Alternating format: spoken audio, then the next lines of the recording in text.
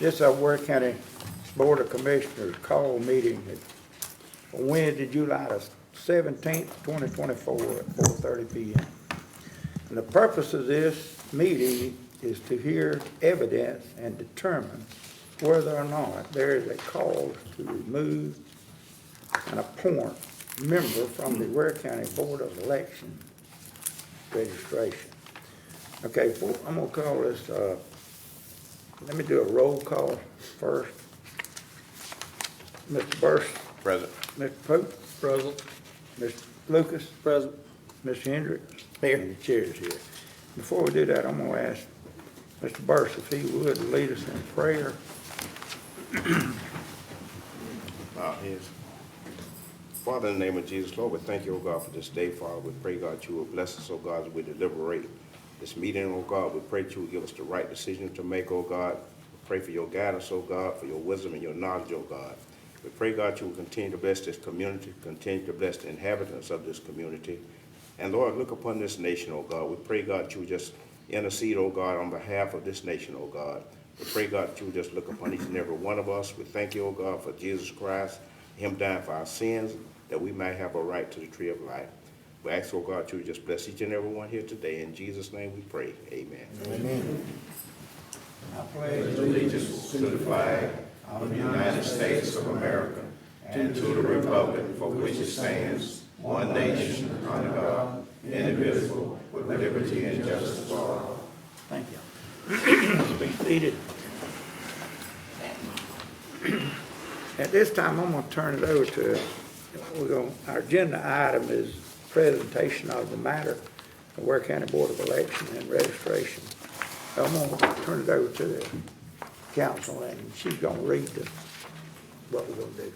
Thank you, Mr. Chairman. Thank As the chairman explained earlier, the Ware County Board of Commissioners is here today gathered for a special called meeting to consider whether or not there is cause for removal of the Ware County Board of Elections and Registration member, Mr. Michael Hargrove. Section 6 of the Ware County Board of Elections and Registration's enabling legislation states in relevant part as follows. With regard to removal of a member of the Ware County Board of Elections and Registration, and shall be subject to removal from the board by the appointing authority at any time for cause after notice and hearing. The Ware County Board of Commissioners is the appointing authority for members of the Ware County Board of Elections and Registration, which is why we are here today. To the audience, please understand an audio recording of this hearing is being made, and so I ask all witnesses to please speak loudly and clearly. For the purpose of the recording, we want everyone at the time of their testimony to state clearly their name and address for the record. I will also ask that each witness be sworn in prior to giving their testimony, and we will sequester witnesses until such time as their testimony. Please remember that behavior from anyone in attendance today which threatens to disrupt the orderly progression of the hearing procedure or intimidates or harasses the hearing participants will not in any way be tolerated. Anyone who does not conduct themselves appropriately will be asked to leave, and the hearing will proceed without you. The hearing generally will proceed as follows. The Ware County Board of Elections will present the matter to the Board of Commissioners. They may choose to present documentary evidence or call any witnesses they deem necessary. We're going to ask them to keep that in total to 45 minutes or less, which the clerk will be monitoring. The witnesses will speak uninterrupted, but Mr. Hargrove will have the right to cross-examine them at the end of their testimony. Likewise, Mr. Hargrove will then have a chance to present evidence that he chooses. He may choose to testify himself, admit any documentary evidence, call any witnesses that he deems necessary. Likewise, we will give him 45 minutes for his presentation. His witnesses will speak uninterrupted, but ultimately the Board of Elections will have the opportunity to cross-examine those witnesses.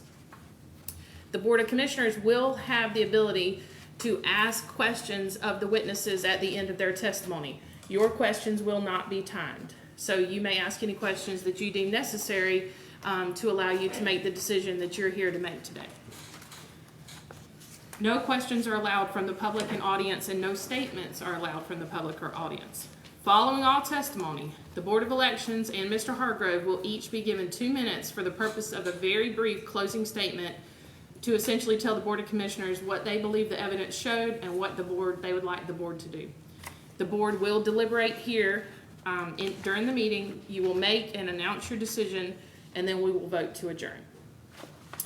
So if there are not any questions, I will ask the board, it'd be my recommendation that at this time, we ask each side to declare who their witnesses will be. We sequester those witnesses. In speaking with the county manager, we might suggest that Mr. Hargrove's witnesses step here to the small conference room or the commissioner's executive session meeting room, and then we have any Board of Election witnesses step down to the large conference room at the end of the hall. We will swear in witnesses at the time of their testimony. Okay. So, yes. All right, stop just a second, please. Recording is not working at this moment. Okay.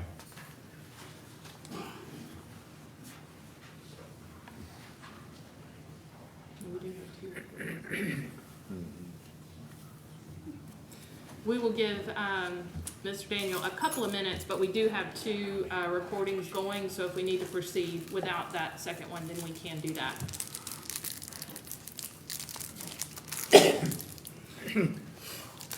Okay, oh, we think we're good. Okay, so at this time, if we can have both for the Board of Elections and Mr. Hargrove, can you please identify who your witnesses will be and ask them to step next door?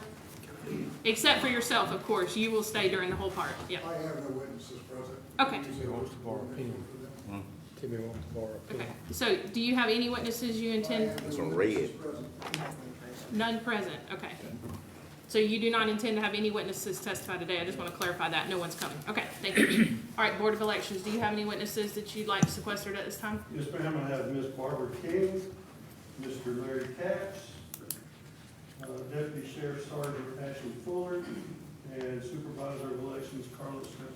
Okay. All right, so we will ask those witnesses to please excuse yourselves, and then we will swear you in at the time of your testimony. Yeah, y'all can just go next door.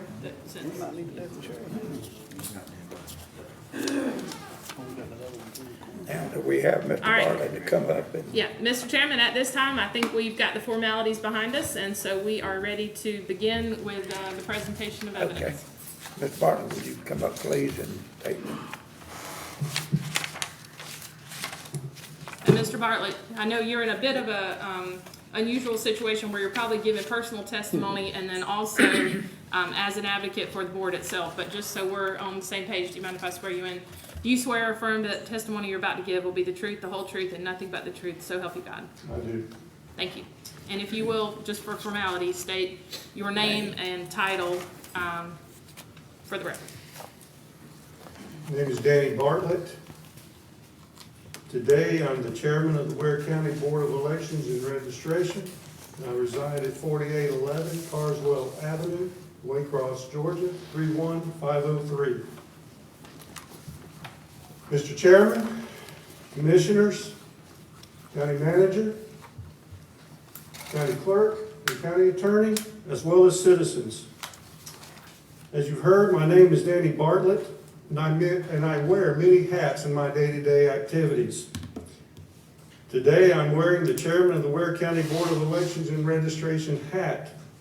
The Board of Elections and Registration was created by the Georgia General Assembly in 2006 by House Bill 1650, sponsored by then Representative Mark Hatfield and amended in 2023 by HB 422, sponsored by Representative James Burchett and John Corbett.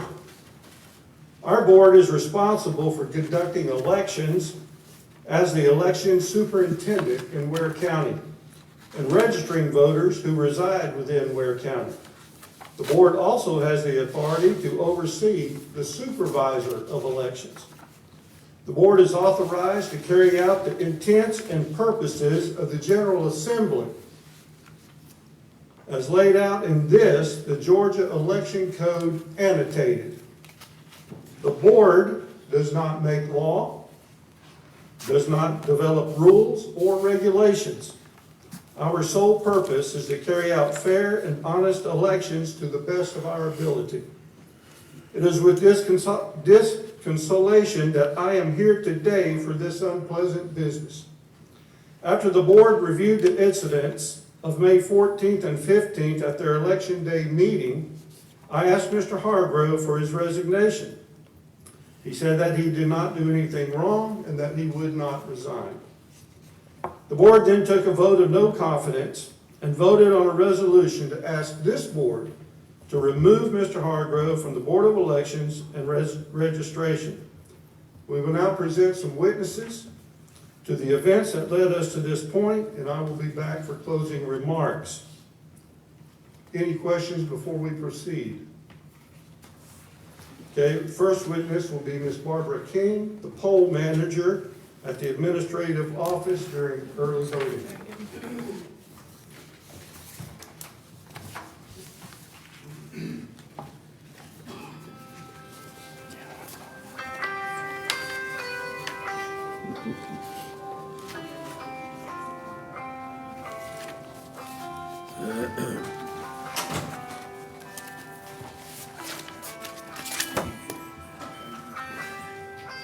Ms. King, if you'll raise your right hand. Do you swear or affirm that the testimony you're about to give will be the truth, the whole truth, and nothing but the truth, so help you God? Yes, I do. And will you please state your name and whatever title you hold for the Board of Elections, and your home address, please? My name is Barbara King. I live at 705 Sargent Street here in Waycross. I am a poll manager, as well as I do pretty much everything really inside the poll, from greeting people to helping people, scanners, all of that. So I pretty much do everything inside of the poll.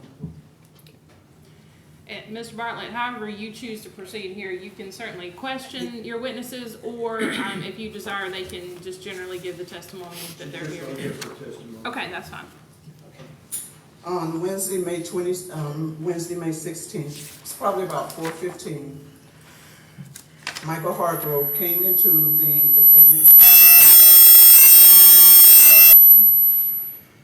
which is where we were doing early voting. He walked, I was sitting at the check-in desk, which is as you walk into that office area, the check-in desk is right by the door. I was sitting at the check-in desk, he came in, did this, went all the way to the back, kept focused to the back, went to Donald Corbett, who was back there, began to talk to him. At that time, we didn't have any voters in, so about 2 minutes, maybe a minute after he got in, voters came in, and so I started to process the voters in. Larry Capps, who was manager on that day, came back in. Hargrove started to walk from the back, and it looked like he was headed towards the scanner. I don't know, but as he started to walk to the back, Larry Capps came in and said, "You have to leave. You can't be in here." Hargrove said, "Oh, you're making me leave again." And Mr. Capps said, "Let's talk about this out in the hallway." At that point, we had other voters come in, so I started to go ahead and process and check everyone in. All of a sudden, all you could hear is this yelling and screaming in the hallway. And I said to Ms. Whitfield, "Please call Carlos Nelson and let him know that something is going on." I said, "It almost sounds like they're gonna go to blows." She said, "Okay." I finished with that last, I got on the phone, I called Mr. Nelson. I said, "I don't know what's going on, but there's some crazy going on out in the hallway." He said, "Please call Mr. Bartlett." And I said, "I'll do that." I called Danny Bartlett, and I said, "There's Michael Hargrove is here, there's crazy stuff going on." And he asked me, he said, "Well, do you want to talk to me all about it now?" And I said, "Yeah." So I picked up my phone, no one was there. I picked up my phone, I headed out, I got outside the door. I turned around, and the next thing I know is Hargrove is flying through the door in my direction. He comes up to me and he says, "If you're going to talk to me, I need to hear what you're going to say." I said, "Whatever I have to say about you is going to be the truth." And I said, "You need to get out of my face." And I started to back away. When I moved, he moved, and I kept saying, "Get out of my face, get out of my space, get out of my face, get out of my space." At one point, he kind of turned to the side and then turned back facing me. And I said, "You need to get out of my face." At this point, Mr. Nelson drove up, and I yelled over to him, "Tell this man to get out of my face." At that point, he started to walk towards Mr. Nelson. I went back into the building, sat back down at the desk. This bothers me. That I have to work and deal with someone like this. No one should have to do this. Working as a poll worker is hard enough, and we're supposed to have the support of the Board of Election, and to have to know that you're dealing with a board member and have to protect yourself from a board member. Anyway, I went back in and I sat down at the desk. Thank you. I went back in, I sat down at the desk. I waited probably about 10, 15 minutes. I started to get up and I walked out the hallway. When I got out into the hallway, here he comes again, back up in my face again, and I'm backing up. And he says to me, Barbara, what's going on? What's going on here? What's going on? You never talk to me. And I said, no, I don't talk to you because I don't talk to rude and disrespectful people. And he said, what are you talking? I said, you walked in, you flipped this badge. I said, you ignore the person who's standing at the scanner. And he says, well, what do you mean? What did I do to her? I said, you act like she wasn't even standing there. And the girl who was at the scanner, Miss Sharon Johnson, she said, Barbara, please come back in. Just come on back in because he does not understand what you're trying to say. I went back in, I sat down, I waited for Mr. Bartlett, I waited for Mr. Nelson to come back in, and at that point, I am just saying to myself, and I actually said to him, I can't do this. I cannot take this. I can't do this to have to put up with this because we have to put up with so much at the poll, during elections. Why do we have to put up with it from a board member? And so we talked a little bit about that. The next day, I didn't go in. I couldn't work. So I took the day off. And that was, if you have a copy of my report, you also notice that I put in there that this started on the day before because the same thing happened. He came in and tried to get aggressive and come into the polling place then. And Mr. Capps said to him at that time, you cannot be in here. And he walked away and came back, and I said, you can't be in here. And then you also see where I said back in 2020, that incident that I believed he was involved in. He said he wasn't there, so he wasn't there. Where a couple of gentlemen got very racist, made some racist comments towards me about not working to me, used the N-word. He said it was not him. I told, and even on my report, I said, I don't know, I can't say who it was for sure. Even if it had been him, I wouldn't have been able to say. So this kind of thing, to just deal with this, and then to have this man approach me, I had no interaction with him on Wednesday. When he walked in and walked past me, I never said a word to him. When he was taken out in the hallway, I never said a word. When I went to talk to on the phone, I said nothing to him. I had no interaction with him. For him to come and approach me like that was absolutely 100% wrong. And if he is going to be the representative of the board, we as board poll workers, how are we to feel safe? How are we to feel confident? How are we to feel comfortable that the board is going to respect us and respect what we do when we have a board member who acts like that? And that's all I have to say. Mr. Hargrove, do you have any questions for Ms. King? Okay, you can just, I know, it's probably not an ideal setup we have here as far as sharing the mic, but can you use, let's see, we don't have a mic on that table, I suppose. Yeah, I guess we'll do our best to share. Yeah. Ms. King, you said that I was yelling and screaming in the hallway, is that correct? I did. And you said, you told others there was crazy stuff going on? I did. And you said, when you were on the phone and I came out to hear what was going on, you said, get out of my face? I did. How many times? I felt like I said about 10 times, maybe I didn't, but I said it enough times that you should have got out of my face. And you said that when you came in the hallway where we were having a discussion about what was going on, you said I got in your face again? Yes, you did. The second time, you sure did. Okay. You Do you remember the apology I offered you out in the hallway? You didn't offer me an apology, because if you had, I would have said so. And I'm sorry you took the day off because you were upset. What happened Tuesday that involved you and me? When you came in, you brought the lady in to vote. When you came in, you said that whatever took place between you and Mr. Capps about you wanting to help her in the voting booth.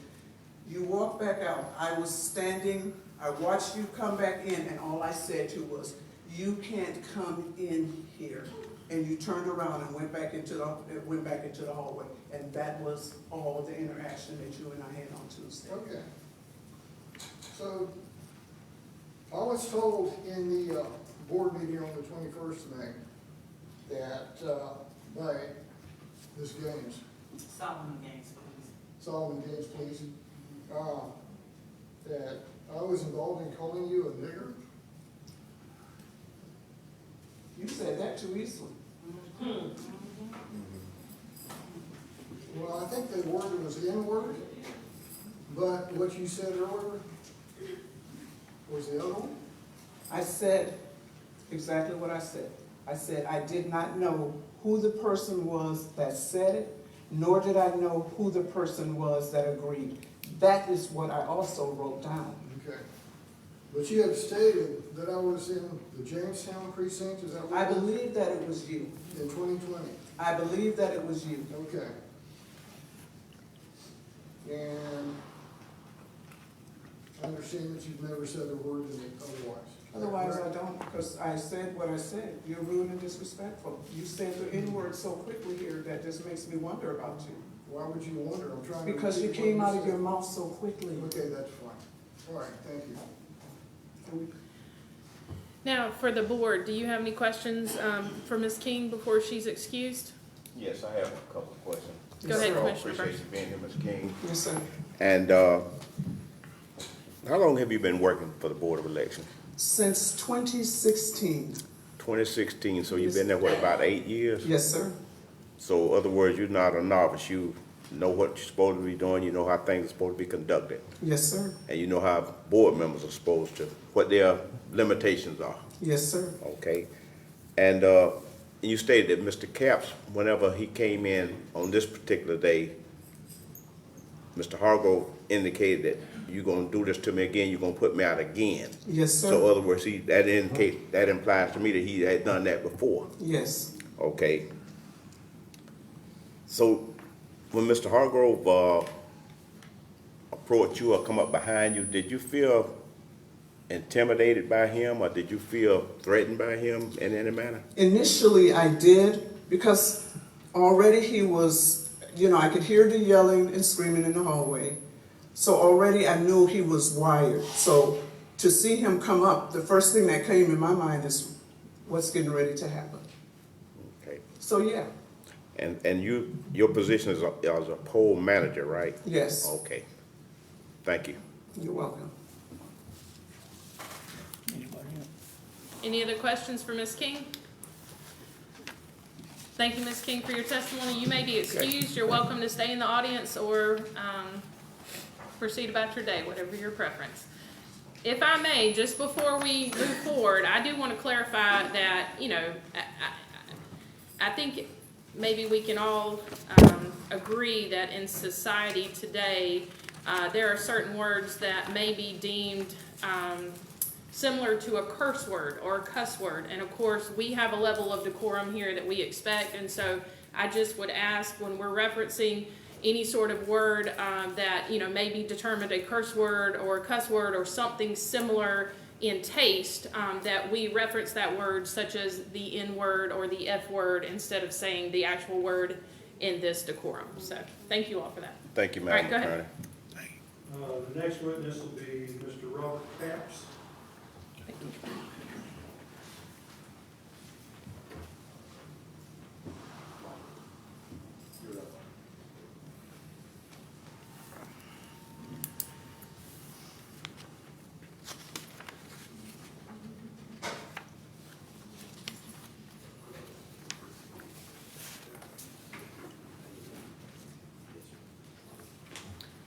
Mr. Capps, if you'll step to the podium, please, and I'll swear you in. You'll raise your right hand. Do you swear or affirm that the testimony that you're about to give will be the truth, the whole truth, and nothing but the truth, so help you God? I do. Thank you.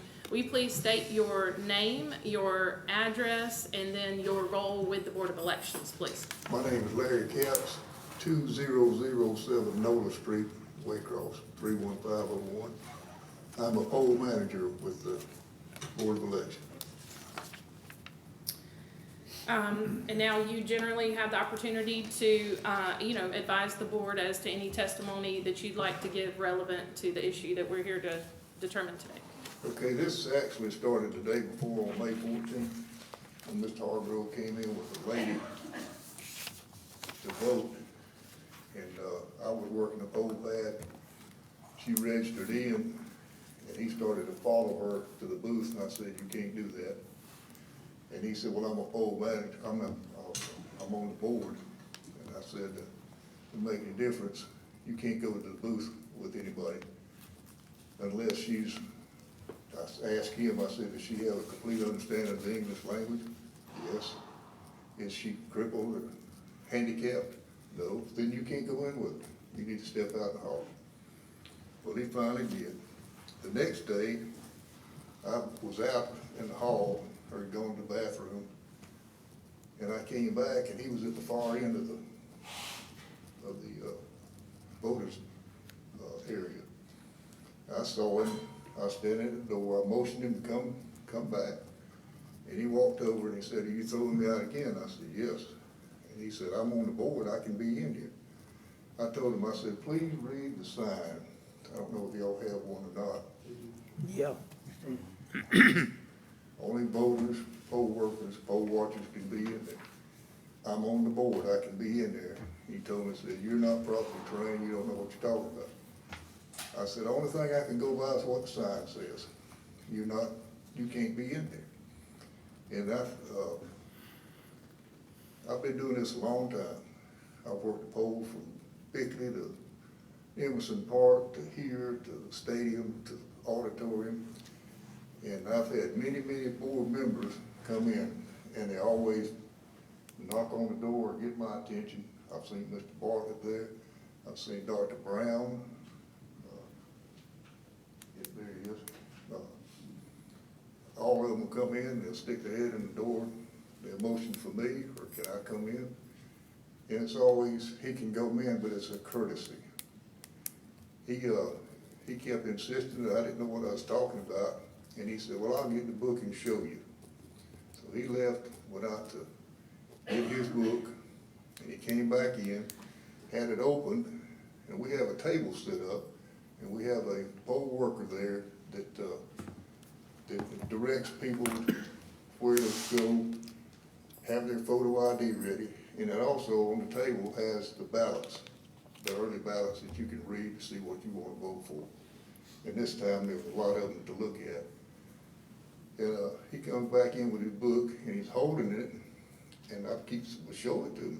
And he gets mad, and he throws it down on the table, and the lady at the desk said, "Don't throw that book down. Don't slam that book down. I can do what I want to do."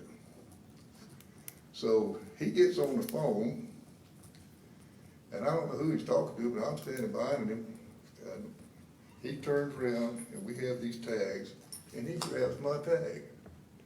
And he reads the name off of it to whoever he's talking to on the phone, slams it back against me. And the thing about it is, he knows me. I mean, there was no sense in doing that. He should have put his hands on me to start with. And I kept telling him to show me the book. He kept telling me, pointing his finger at me, "You don't know what you're talking about." So I started to walk off. When I'm walking away, I see Barbara King come out of the voting place with a cell phone, which he's supposed to do. You can't have a cell phone in the voting area. And she's out making a personal call, and he's following me. "You're not making the call. You're not talking to anybody behind my back." That was a conversation I heard, and she keeps telling him, "Get out of my face, get out of my face, get out of my space." And he doesn't shut up, so she finally goes outside. He follows her outside, same thing. Get out of my face, get out of my face. So when I start to walk outside, that's when Carlos Nelson pulls up. And he gets out, and finally, he breaks away from him. So I turn around and walk back down the hall, and there's a deputy sheriff walking, and he wants to know what's going on. And this is a bad time anyway, because we have people not only trying to vote, but people that want to go into the tax commissioner's office, which is closed, and that was a good thing for us, because it would have been crowded. And we're trying to tell people, come back tomorrow, you know, or come vote. But anyway, when we walk back in, I see a deputy down here, and he wants to know what's going on. I said, well, we just got a little rigmarole going on. So about that time, Carlos, Mr. Hargrove, and I believe Danny Bartlett came in about that time. And we went down there, and there was discussion on why he can go in there, and he's telling us the same thing. You don't know what you're talking about. And we told him, said, you can go in there, but there's no rule that says you can. We'd let you in as a courtesy. You know, like I said, I've let Mr. Bartlett, Boudin, everybody else comes in, but they always do the same thing. You need any help, you need anything? And I always tell them the only thing I need is more voters.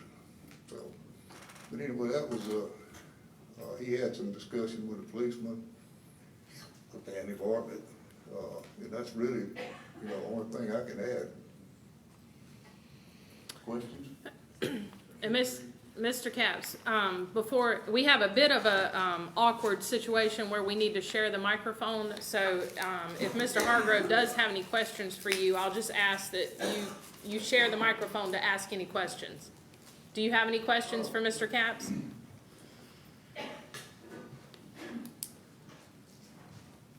Mr. Cap, you stated that, I believe on Tuesday, that I brought someone in to vote. Right. And you said I started to follow her to the booth, voting You booth? did. I asked you, will you vote? You said no. Okay, yes or no? So then. And just for clarity for everybody while we're testifying, is that you can ask for a yes or no answer, and then the witness has the opportunity to explain that answer if so desired. Okay. You So you started, say that I wanted to follow her to the voting booth. go first booth, and I stopped you. Okay, was I inside the polling place? Yes. Okay. And I was walking with her to the voting booth. You were following her, yes. And did I help her vote? No, because I stopped. Did I tell her, did I tell you I wanted to help her vote? No, you told me, that you asked me why you couldn't go in there, and I told you. Okay. So you consider allowing board members into the polling place a courtesy? I do. Okay.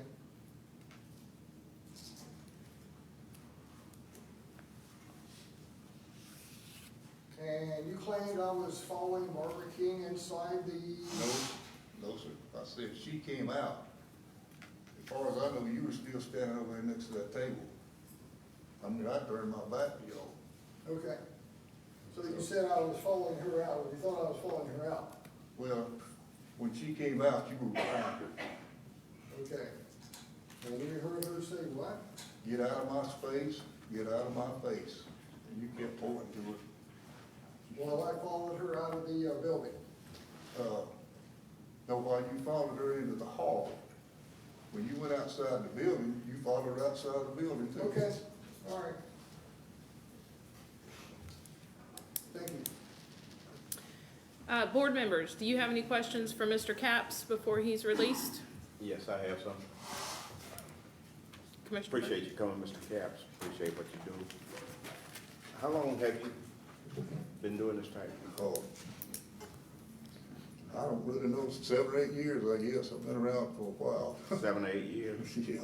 Okay, so you, I started as a poll watcher, so, and then, you know Miss Ruth. Okay, so you're not a novice on this right here? No, You no. kind of know the ropes, know your way around the block, as they say. Yes, sir. Okay, and, you know, I recall whenever Mr. Bartlett became chairman, I was there whenever he was, after he got, sworn in, I guess, to be chairman. And one of the things that always stood out to me with him was that he held that code book up and say, as long as we go by this book, we don't have any problem. When we deviate and we get outside this book, and this is our, in a sense, our Bible for this election board, is to do the thing that this code book and tells us we can and we can't do. Yes, sir. And I always thought that, and I think I always tell him from time to time, I commend him on that, because as long as you do that, you won't have any problem. But when you start getting outside of it, or whenever people start feeling like they can do things they can't, which will lead me up to my next question. As far as, and maybe Mr. Bartlett can answer this question, whenever the new board members come on, are they required to go to some type of training? They're given opportunities, to go to training, and there is a period of time for everybody to get training, yes, sir. Okay, has Mr. Hargrove, to your knowledge, availed himself of that opportunity? Not that I know of. Okay, so if you don't know what you're supposed to do, then sometimes you can go down the wrong path. And that's not an excuse for that type of behavior, but that's why training, I emphasize training so much and trying to find out what your roles are.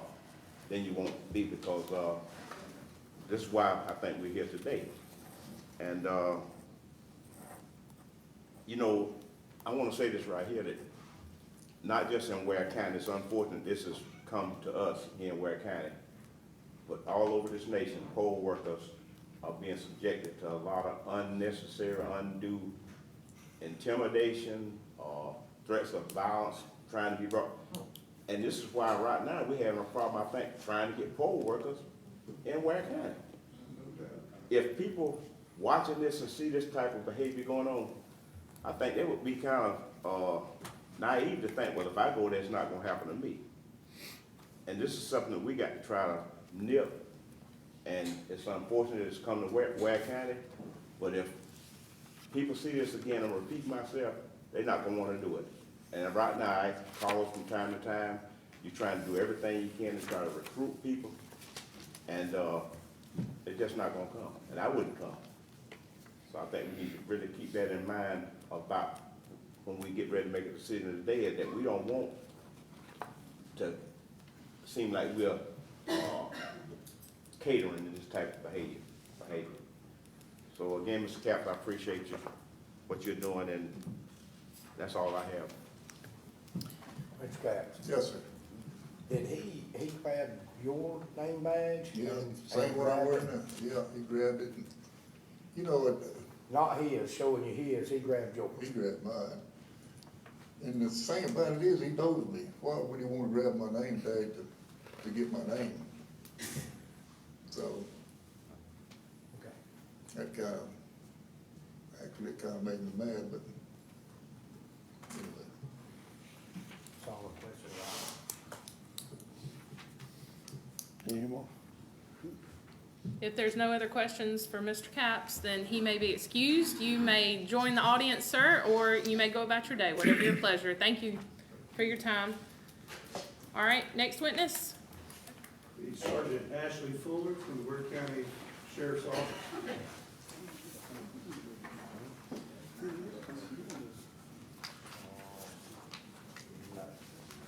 And I'll just remind everybody, we've got about 16 minutes left. We're not counting the time of the cross-examination, of course, and the questions, but we've got about 16 minutes left. Yeah, if you don't mind, step to the podium. Okay, that's fine. All right. Do you swear or affirm the testimony you're about to give will be the truth, the whole truth, and nothing but the truth, so help you God? Yes, ma'am. Thank you, sir. If you will please give your name for the record, and then just generally tell the board anything that you have personal knowledge of that you would like them to know about the issue we're here to discuss. Name's Ashley Fuller. I'm a sergeant at Ware County Sheriff's Office. The day that this happened, I was actually already here at the admin building. I was here for another reason. My Chief Travis McNeese had called me, asked me if I was still here. I told him I was. He said that the sheriff had received a phone call about an incident that was taking place near the voting area, and would I step out there and see what was going on. So I did. When I walked out there, Mr. Nelson was in conversation with Mr. Hargrove. I did not know Mr. Hargrove at the time. Of course, I knew Mr. Nelson. I kind of surprised Mr. Nelson because I don't think he knew that we were called. They were right outside of where the voting actually takes place. They were in the kind of the lobby area where the drink machines are. Mr. Nelson turned around to me. I asked him if everything was okay. He was in conversations with Mr. Hargrove. Hargrove was being a little loud. Mr. Nelson was in the process of trying to move them into the hallway closer to the elevator area. So we all went that way. I was trying to ascertain what was going on. Mr. Nelson was trying to explain to me the events that took place. I don't know anything about, I had no personal knowledge of what went on inside before I got there. Mr. Nelson was trying to explain to me what was going on. And every time he would start talking to me, Mr. Hargrove would talk over him. And Mr. Nelson would start again, and Hargrove would talk over him again. And this happened 3 or 4 times to the point where finally I had to look at Mr. Hargrove and tell him, man, you need to stop. Stop talking over him. Let him tell me what's going on, and then I'll let you say what you need to say. About that time, Miss Ludine Whitfield had just walked up, and he turned around to her and started loud talking to her. I think his comments were something to the effect of, what are you walking up here for? Are you another witness against me? And I said, man, see, you're just jumping to conclusions. Just stop and let's figure out what's going on. At that time is when Mr. Danny Bartlett came in, and he had actually made the statement that he had called the sheriff. And that, then, of course, that's how I ended up there, because the sheriff told my chief called me. That's all Mr. Hargrove at that point was concentrating in on, is wanting to know who called me, who called me, who called me, who called you, who told you to come. And I kept telling him, look, my chief called me and told me to come down here. Right then, it was all kind of ending. Mr. Hargrove then looked at Mr. Bartlett and said, if you want me to resign, I'll resign right now. And I know I was kind of like, well, I mean, this is probably going to end now. And Mr. Bartlett said, no, just hold that thought. Let us see what's going on, and we'll be in conversation about it. Mr. Hargrove left.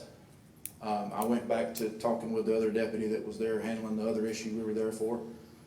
Then I went to leave the building, and then Mr. Hargrove came up to me in the parking lot again, wanting to know who called me and wanted me to respond. And I again was trying to explain to him, my chief called me and told me to come over here. If you want to know who called the sheriff, you need to go talk to the sheriff. And that was the end of it for me. Thank you. We'll give Mr. Hargrove just the opportunity to ask you any questions that he'd like to, and then the board also. Mr. Hargrove, do you have any questions? It is a little bit awkward in here. I apologize. We don't have 2 microphones, so and I apologize for that, but if we can kind of share the microphone as best we can. So, okay, I understood the first part, there's no question there. So, Mr. Nelson was the only one trying to explain the situation to you when you came down the hall? Are you speaking in reference to To when I the first showed up? conversation When we first came in? Yeah. When I first showed up, you and Mr. Nelson were talking. Okay. And then you, Mr. Nelson, and myself went down the hall towards the elevator. Right, okay. And that's when it started getting more people down there, okay. That's correct. So I didn't understand your comment about, when I talked to Miss Whitfield, about asking her if she was gonna be a witness against me. What was that again? When she walked up, you turned around to her and said, what are you coming up here for? Are you gonna be a witness against me also? Okay. And I know I asked you several times if you knew who called, you didn't come down. You did. And, okay, we're in agreement on that. And Mr. Bartlett said, when I offered to resign that first He said to hold that thought, that once y'all found out everything that was involved and was going on, that he would be in contact with you. Okay, all right, thank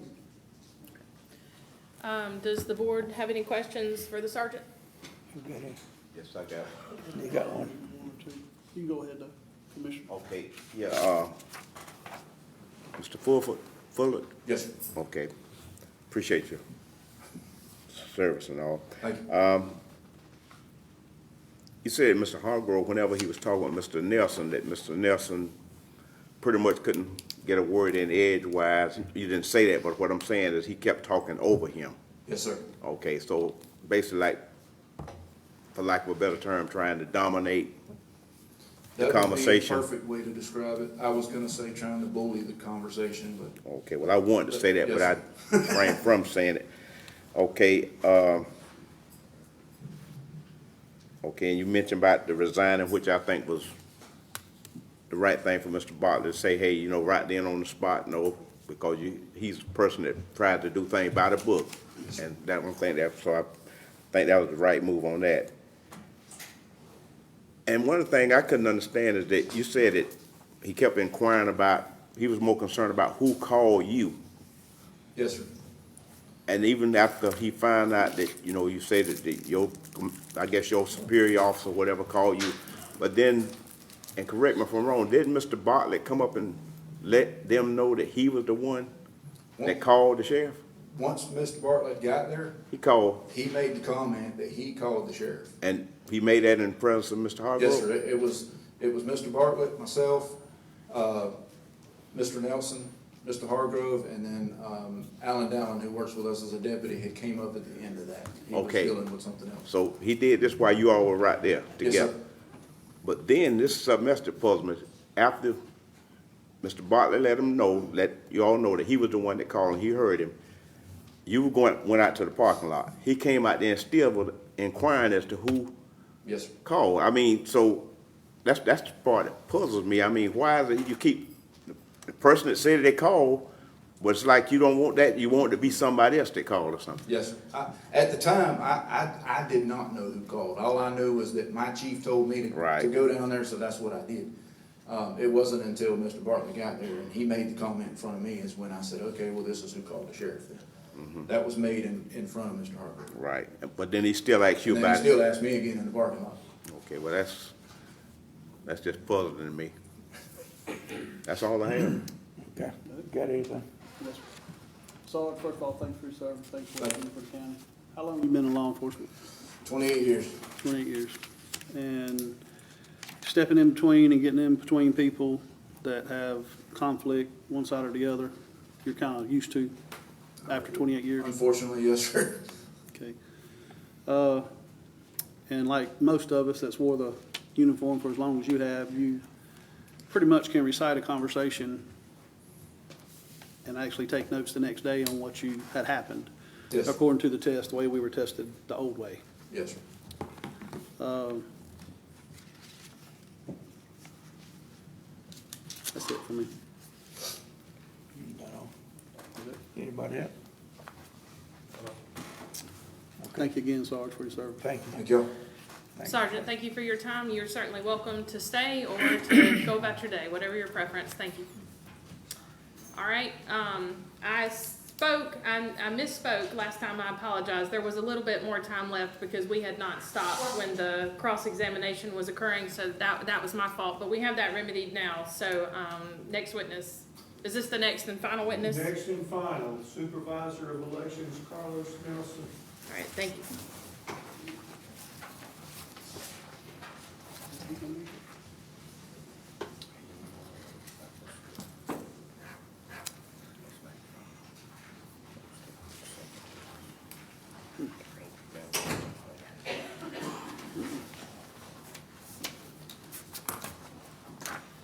Mr. Nelson, if you'll raise your right hand.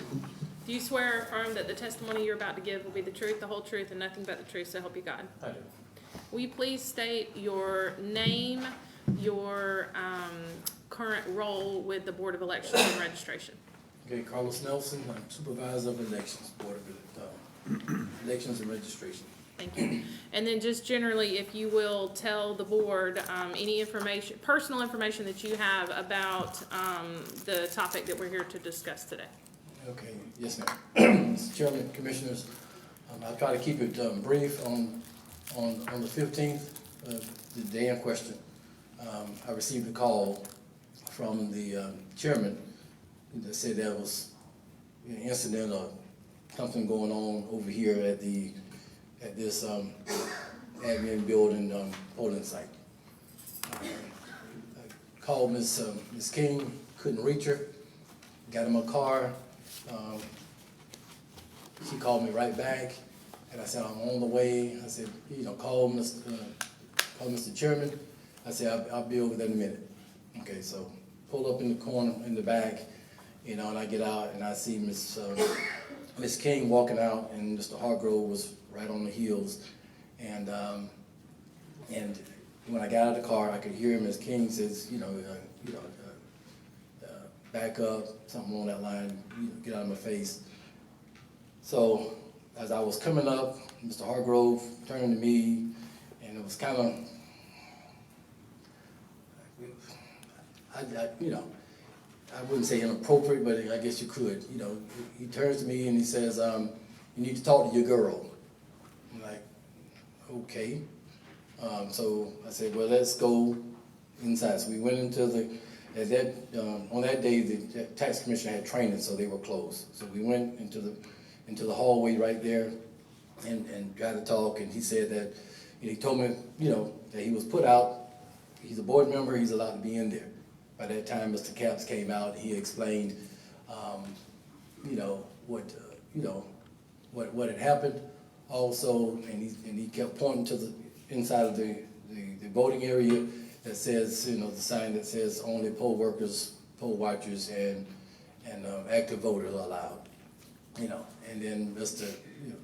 Hargrove kept saying, well, I'm allowed too, and Mr. Capps kept saying, well, that's not what the sign says. And he said, well, you need to take that sign down. I said, well, we can't. That's mandated by law. That sign has to be in there. He said, well, you need to change it. Put board members on there. I said, no, that's the sign that we get from the state that has to be in there. I said, that's who's allowed to be in there. And so I told both of them then, I said, Mr. Capps is right. I said, but technically, Mr. Hargrove is right. And I said, the reason is because the way I've always done it since I've been here, we want our board members to be active. We want our board members to go to the precincts, to go check in, to see what's going on. We normally everybody goes to the manager and say, hey, how things going, anything you need, in the support. I said, but you're always like a fly on the wall. We just sitting back, just watching, seeing what's going on, just seeing if y'all need any help. And most elections that we've had board members to go around, that's what they've done. They've gone in, they see the manager, hey, how things going, and that's it. And they look at it.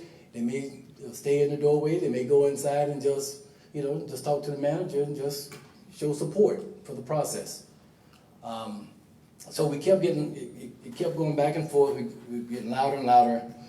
And so then I said, well, let's go down into the hall by the elevators, because we were getting kind of loud because there were people voting inside. And that's one thing you don't want to do, is to disturb voters. You don't want to disenfranchise any voters, voters saying there was a disturbance and I couldn't vote in quiet and peace.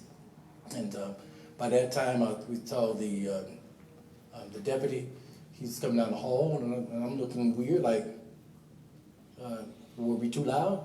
He said, no, I was called. And that's when Mr. Hargrove said, well, who called you? He said, well, the chief, the chief, the sheriff, the chief, whatever. And he said, well, all I know is I got a call from the chief, I think it's McNeese. He told me to come here. I said, well, okay. And so we was down by the elevator in that area. We started talking. Ms. King came out and she explained some, back and forth again. And then Mr. Capps came up, explained it back and forth, and we just kept rehashing the same thing over and over and over again. And my thing is, it's hard enough to get poll workers. It's hard enough to get experienced poll managers. And we have some darn good poll managers in Ware County that does citizens a good job. They did exactly what they were trained to do. You know, they're trained that you have to be a poll watcher, you know, poll manager, the staff, and the poll officer, excuse me, or an active voter, you know. And if there's nobody in there, that's fine, you know, you go in there to talk. But we when voters go in, we like I say, a fly on the wall. We don't want the voter to go out and later complain saying, I wanted to vote, but there was talking in the back, or there was this going on, there was that going on. And they're trained to deal with citizens that may be disgruntled. Because I have a saying I tell my poll workers in every training that we do, you know, my goal is that no matter how that voter feels when they walk in that door, we want them to feel better about the process when they leave. That's the bottom line. And so they understand that there are people that's going to come in disgruntled. And the week before that, we had an issue that we had to report to the Secretary of State's office where a person came in and, you know, and was got on the phone and the poll manager said, sir, you can't be on your phone. You know, and he got mad. I'm talking to my doctor. Well, you can't, the law says you can't be on your phone, you know. And there was ways to handle that. He didn't want to listen. He said, well, F this. Got his card and slammed it on the table and walked out. So we filed they opened up a case on that one because that was disturbing the poll. That was uncalled for. So they're trained to do with that, to deal with that kind of issue. But that happened the week before, so I know they were, you know, waiting for, you know, making sure that we do things right, because it's not like at the admin over at my building where you have people coming in doing various voting registration issues, and then we also have a polling place. But the poll managers and the staff, they run the polls. You know, Miss Laura, she handles voter registration, and we're there to assist. I'm in my office, and I let them do their thing because they're the poll staff. They're the election staff doing that election. Over here it's totally different because they don't have the support of the staff. But it's just like election day.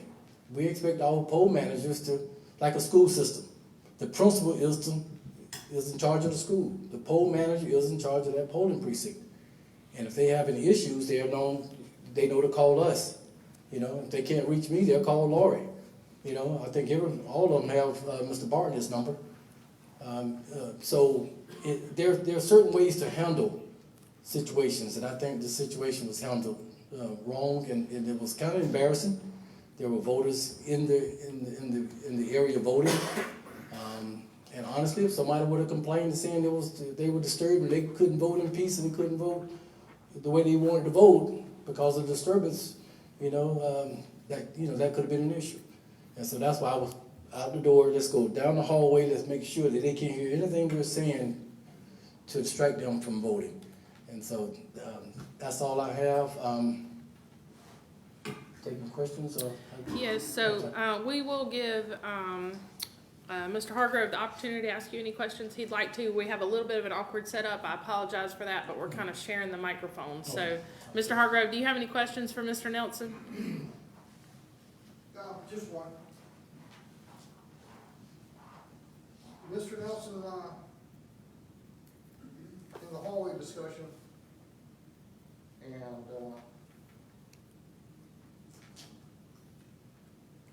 excuse me.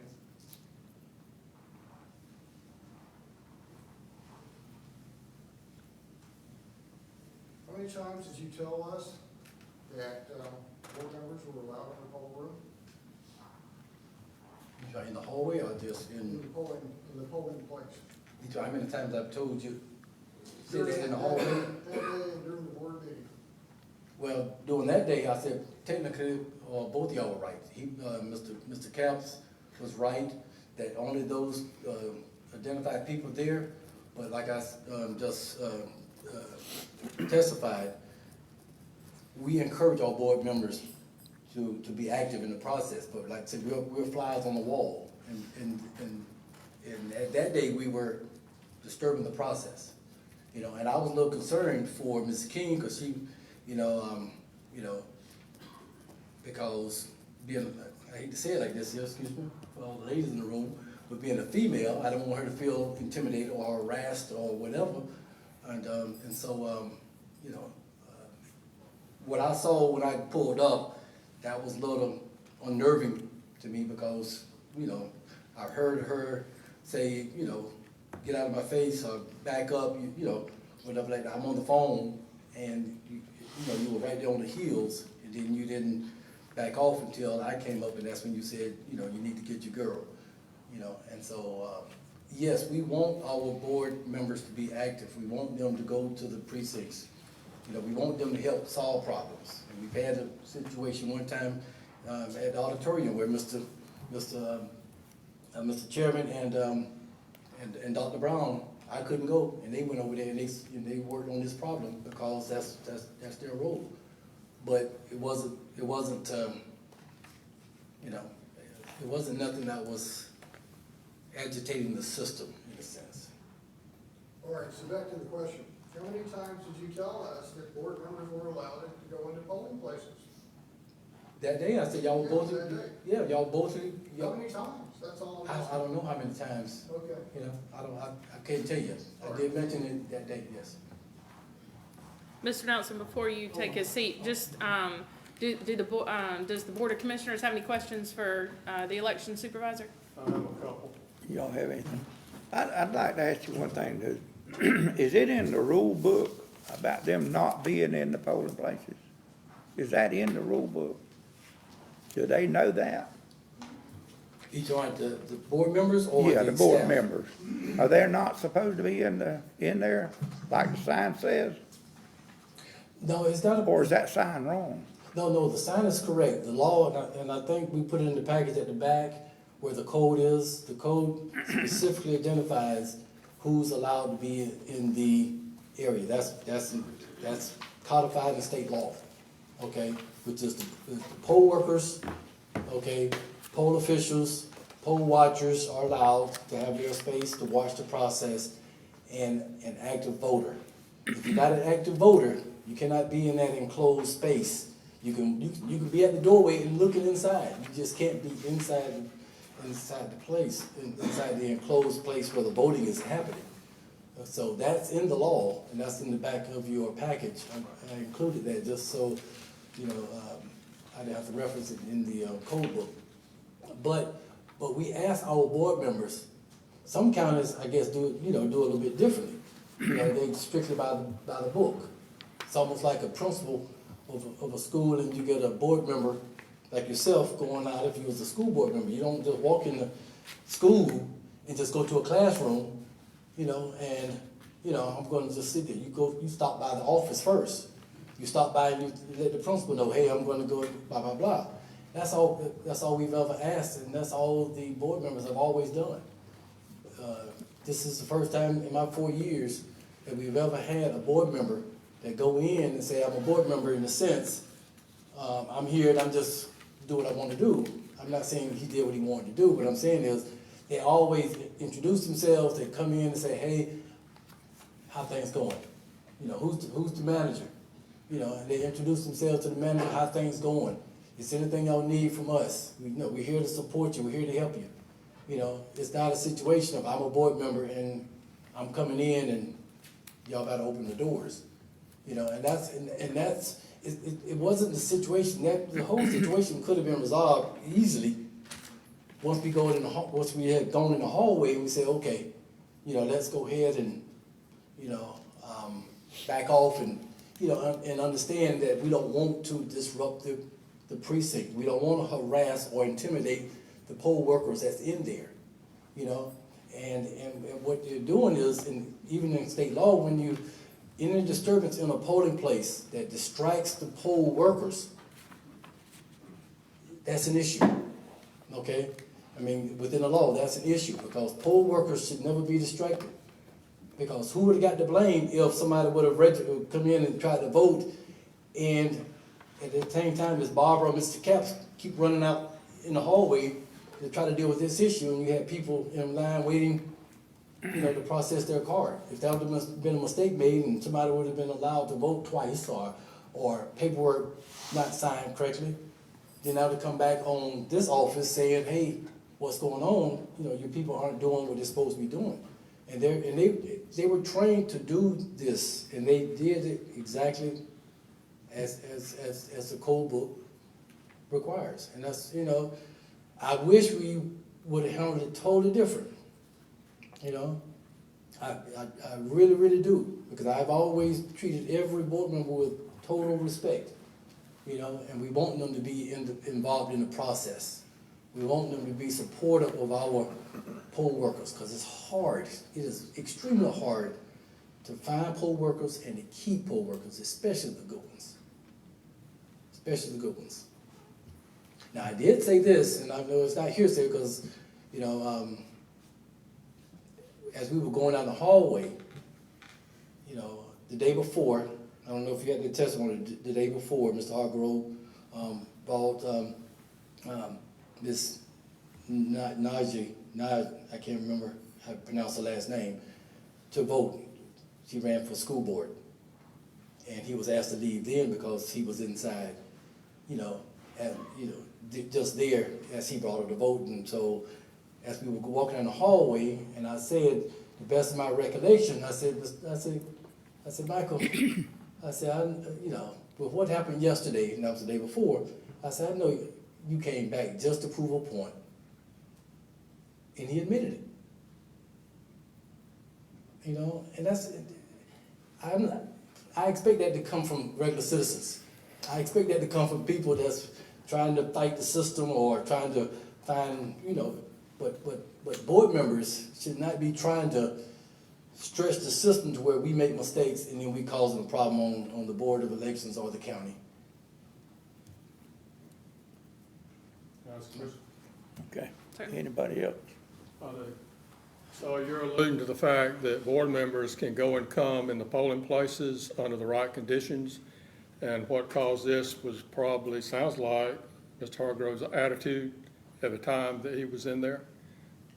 Correct, I would say that's correct. So if I'm a board member, I can go knock on the door and say, I'm here, what can I do for you? I'm gonna be a fly on the wall and watch you, and that's no problem? Yes, and we've had that. We've had almost every election, we've had board members go around to precincts, you know, it's a Right. large county for election. Well, that's what I understood, but it was, I've been confused this whole time Yeah. about why he would be a problem going in there, but apparently his attitude y'all don't like.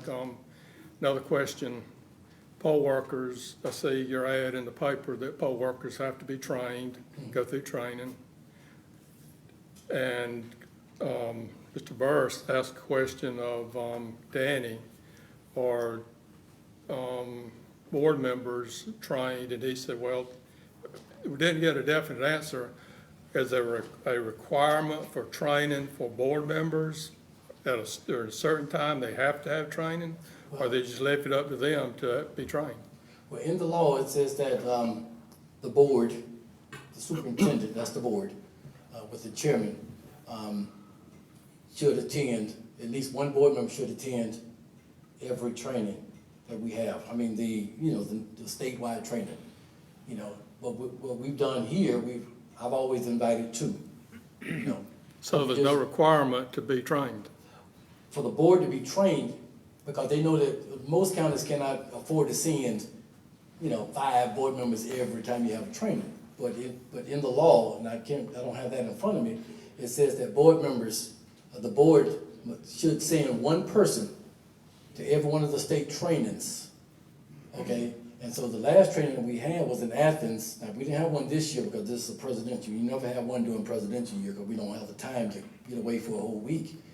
But it was in Athens, and I invited the board to go, and it was decided at that board meeting, that since Ms. Solomon Gaines was new and Mr. Hargrove was new, we would offer it to them.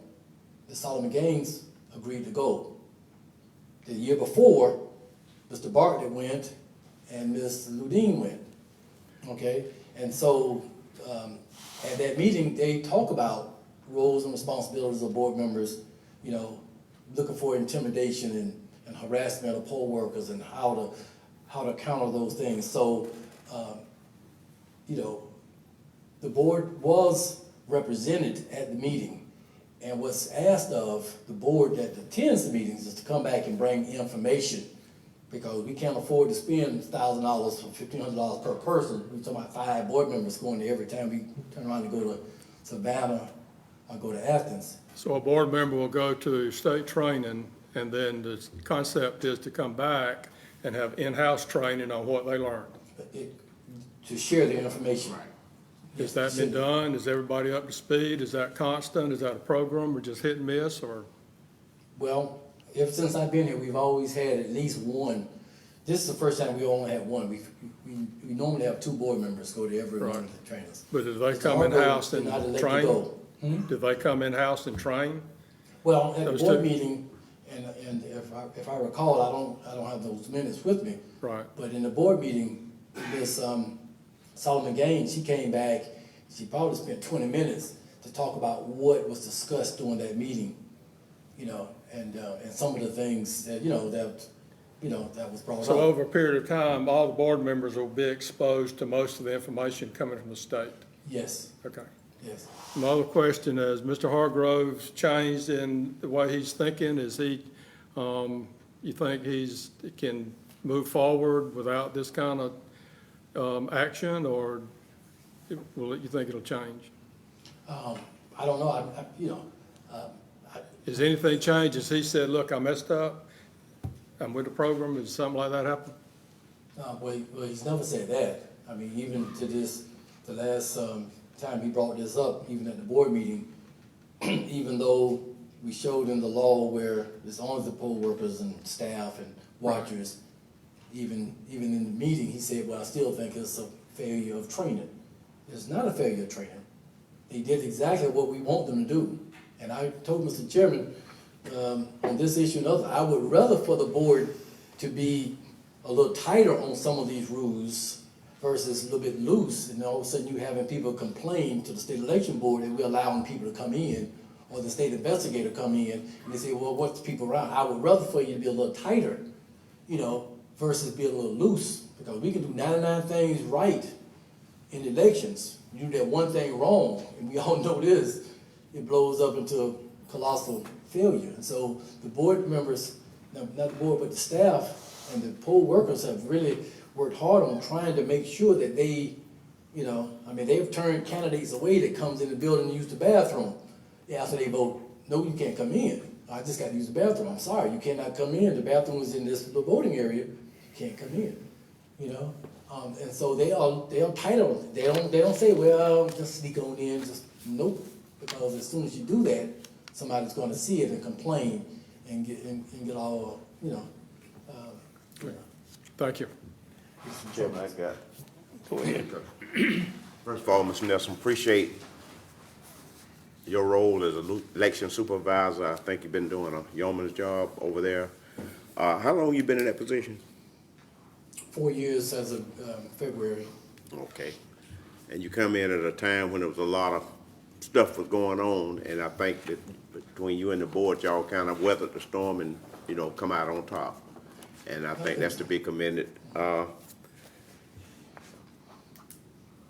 Whenever you made a statement that Mr. Hargrove implied that, you need to talk to your girl whenever he was referencing Ms. King, and he knows Ms. King, right? Yes, He knows her name. I will assume, yes. So I know in my thinking and in my lifetime, a lot of time when people say certain things, it carries a negative connotation. I think that's one of them right there. When you refer to, especially an adult, someone you know as that girl or your boy or something like that. So I don't think that was very, appropriate. I mean, especially when you knew the person, Well, I was trying to, at this time, I was trying to calm everything down, because I do know that Barbara was really upset, during that situation. I don't know about a lot of people, but a lot of people take their personal space very personal, Well, and it's more of a harassment. It crosses that line of harassment or intimidation. I know she was really upset, so, and especially with now with this, the climate that we have, not just in Ware County, but, you know, in a lot of other places where they've taken this, I would say, voter intimidation and poll worker intimidation to another level. You've got incidents sometimes when they're having elections where people have stayed themselves just outside of the zone, you know, where they can get, you know, with weapons, you know, this is a form of intimidation. So it's all kind of different ways, and when you walking up on people, and especially a male up to another, a female like that, that's kind of like, that's why it's a question, does she feel intimidated or does she feel threatened, you know, and when, especially when you're telling someone, they keep pretty much still pursuing you. I don't think that's a good thing. And so another thing, this sign you say is up in the office, right? When people are voting. We normally put a small one by the door, and then there's a big 2x4 or whatever. And I think on the table. And this is pretty much self-explanatory right here. It says only poll workers, poll watchers, and persons actively voting are permitted in this area. Only poll workers, poll watchers, not poll workers and board members can come in. It doesn't say that, and it should say that. And this is, I think, what you're trying to let everyone know is that you want the board members to be engaged and be, you know, there, but this is why they should know their role. And this right here is self-explanatory. And in that code that you referenced, this in this code 2022 Georgia Code, it's under paragraph F, about the same thing, about person except poll workers and all, telling them who's supposed to go in there. And, you know, just to piggyback on what Commissioner Pope was saying, this is why, again, I'm wanting to repeat myself about training and learning and finding out your roles is so important. Now, you say that Commissioner Gaines, like Marion Solomon Gaines, she went to the training, but Mr. Hargrove elected not to go. That's correct. Okay, so which would have been a good opportunity to go, you know, just get your training. And I don't know, it could have been various and sundry things why he didn't go to the training, but I think anytime you are on a board or anything that you need to avail yourself of any opportunity to try to get all the learning that you can about it. And one last thing I want to say, I chair the Board at Action PAC, which is a community action agency. Now, even as chairman, I know I still have my limitation as far as when I go and visit a Head Start center, I don't just go in there and walk in and go in, and I'm gonna go, first of all, to the front desk. And if for someone that doesn't know me, I'm gonna let them know who I am, because I may be traveling to another county, let them know who I am. I'm here, I chair the Board Action PAC, most of you, oh yeah, I know you. I just wanted to stop by just to say hello, just to see how you all doing. I'm not here on a headhunting mission or anything like that. So I think that's the same thing that should apply with this election board and all that.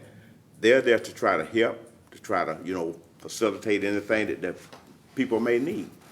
But not to come in there because you're a board member, you just don't have carte blanche just to go and just roam and do like you want to do. And I think that's where the problem is right there. Well, if I may add, Mr. Commissioner, even as a supervisor, a staff person, you can ask any poll manager we have in Ware County. Whenever I go out on election day, first thing I do is go to the manager. You know, because sometimes they'll call and say, hey, this piece of equipment, I'll stop there first. You know, if somebody's voting on the side, I'll wait, and I'm out of the way. We do that because it's their precinct. I want to make sure they run the precinct the way, according to the law. And so we back off and we stay, you know. I mean, you mentioned, you know, board members' responsibilities.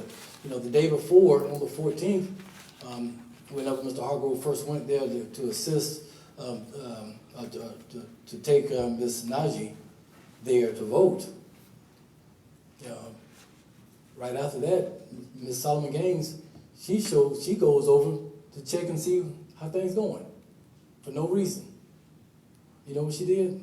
She stopped at the door of the courtroom, you know. And I think, if I recall correctly, that's when Miss Barbara came up to her and said, you know, because she was the manager, how things going, you know? And I think Barbara told her then, or something along the lines of, we have voters in here, right? And she said, well, I'm not coming in, I just wanted to see if y'all all right, if y'all need anything. She stayed there for a couple minutes, poof, and left, you know? And so, you know, that was part of either training or just knowing the role of just going in and say, hey, we're not here to cause conflict. There's enough of that going on anyway with voters. The last thing we want is the board to be part of the conflict, you know, to get us in trouble. And so, and that's all it was. But any more questions? So you said that, were you referring to Mr. Hargroves handled it wrong, or were you referring to what is the chief that's over the polling place handled it wrong, or Mr. Capps at the door handled it wrong? Who are you referring handled the situation wrong? Oh, I'm sorry, I wasn't clear. In this situation, Mr. Hargrove handled it wrong. Mr. Hargrove handled it wrong? Yes, the poll worker did everything correctly. Because he didn't say, hey, how y'all doing when he come in? No, just stop and just come in and say, hey, I'm on the board, Okay. you know? And that's what I was wondering, who was you saying that handled it wrong? But also, you said, well, both of them's right. That sign says this, but he actually can go in there as long as he goes in there and says, hey, how y'all doing? Do y'all need anything? It's up to the manager. The manager has the authority of the poll. Okay. You know, the manager said never turn away board members. As long as we're not, the board members, myself, we're not there to, like I said, we're there as a fly on the wall.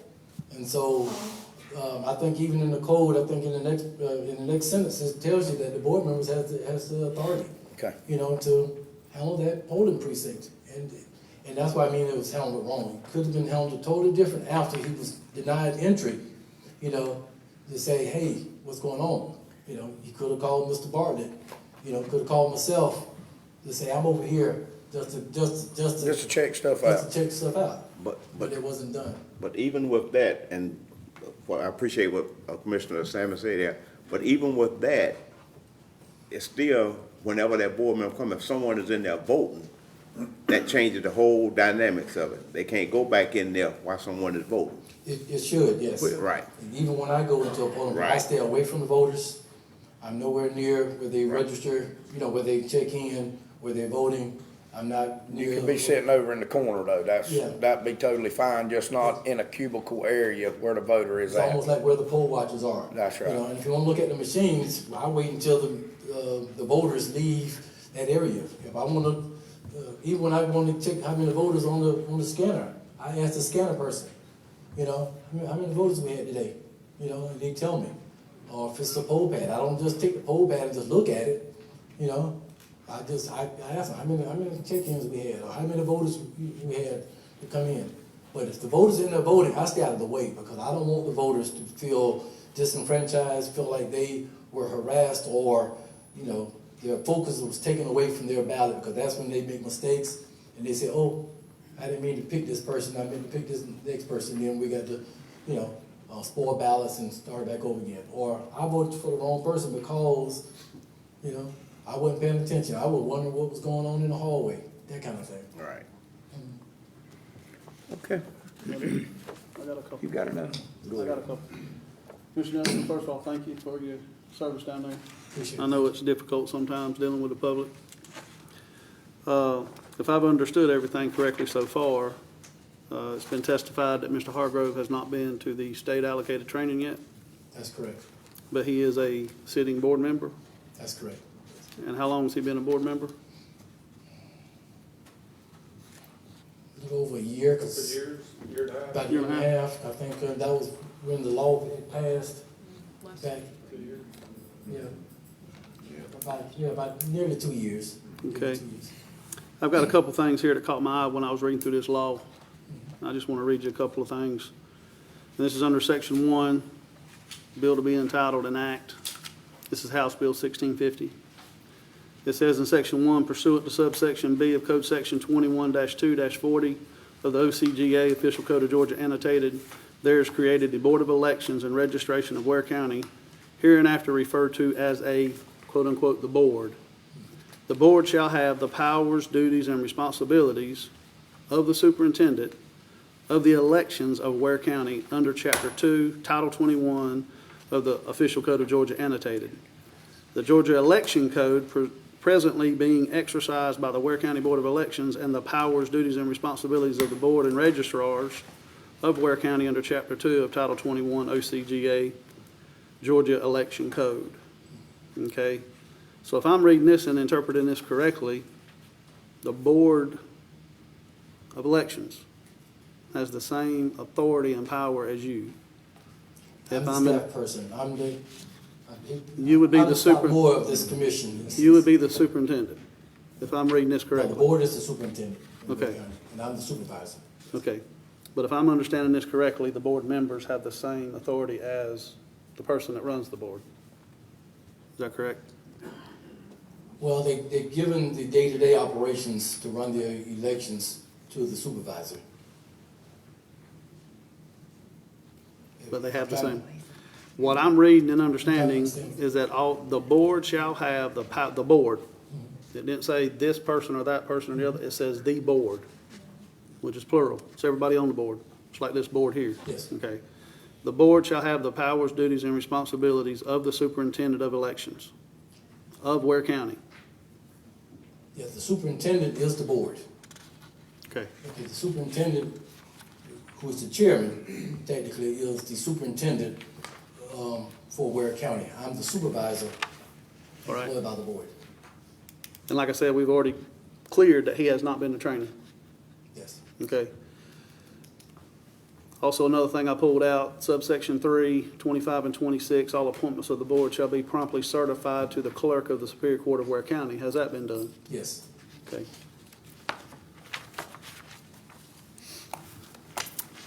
And also, I understood you to say, Commissioner Burris, I'm glad he brought that up. This is kind of a moot point. It says this, but I also understood you to say that the poll worker was correct, the manager, but Mr. Hargrove was also correct. Is that right? Is that what I heard you say? Because we encourage the board members to go to the precincts. Is it because you encourage them or because state law allows them? State law does not necessarily allow it, okay? But we want our board to be active. Some counties do it totally different. I'm not, no disrespect, Mr. Nelson, I'm not worried about what the other counties do. Yeah, I'm I'm just worried saying, but about the way. what the we way- do. Yeah, but the way I've always encouraged it, I want the board to be active because it's a large county. And so there are times when the board needs to go out to the precincts if there's an issue. And I'm out of Second Baptist and they got an issue out of, Jamestown, And That's that's why why we always have at least one board member at the election office Election on election day. Right. Because that person can go and help solve problems and then take on the responsibility on behalf of the superintendent of the board. And that's why I'm asking like I am, is it encouraged by the board or is it allowed by state law? That's why because what I'm reading is, I go by the official code of Georgia annotated, and it says he's got the right to go in that polling place unless I'm misinterpreting it wrong. Ms. Jennifer? Well, I think it is a common confusion, and I'll just weigh in just a little bit. My role here today is certainly not as advocate for either side, but simply as parliamentarian to help the board. There is common confusion between election superintendent and election supervisor. Both those terms are used throughout the election code. Historically, in Georgia, many probate judges ran elections, and they had a separate board of registrars.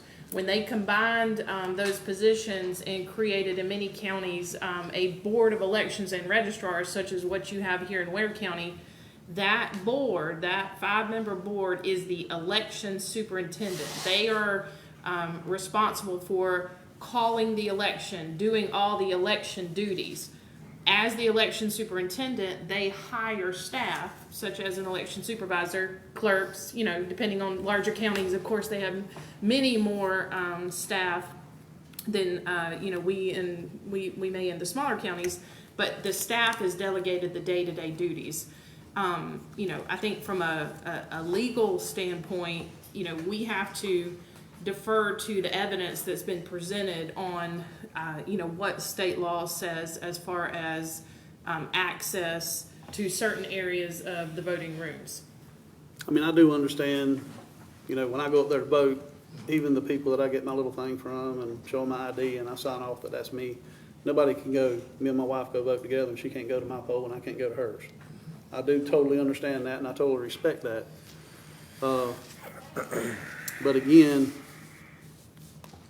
I ascertain from this subsection here that the board members have the same authority. But also, Mr. Commissioner, 21-2-413, I think this is the second page on H, and this is the way the board member, not the board member, excuse me, the manager, assistant manager of training. It shall be the duty of the chief manager, which is the poll manager, to secure the observances of this code section, to keep order in the polling place, and to see that no more persons are admitted within the enclosed space than are permitted by this chapter. So it's their duty to keep order in that polling place. And like I said before, this could have been handled easily, but we lost order, we had to go down the hallway, the deputy was called. I mean, it got loud out there, and I was trying to quiet them down to just go down the hallway and get away from it because we were disorderly to the voters in the precinct. And the managers have a right, to say, hey, let's step outside and let's talk about this so we can get away from the voters, get away from everything going inside there, because we don't want to disturb the voters. And that's the point I've been making. I understand that, and I understand that, a law enforcement officer, deputy sheriff would have never been called if there wasn't an issue. I mean, I've done that job for many years. I appreciate Charles' job and what he does, but, when law gets called into it, they're there to be the buffer, the go-between, because there is a conflict taking place. Or somebody believes that there is a conflict. And I totally respect that. So, Mr. Nelson, in your opinion, what caused this conflict, in your opinion?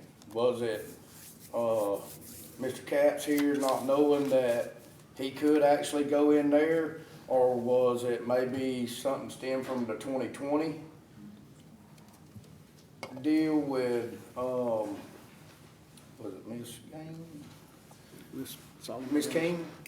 Ms. King? Do you think that might have had something to do with it, like that she didn't want him in her boat, or did they feel like that he was coming in there? You know how some people, if, say I'm a manager of a department store and I go over there and I'm watching the stock boy.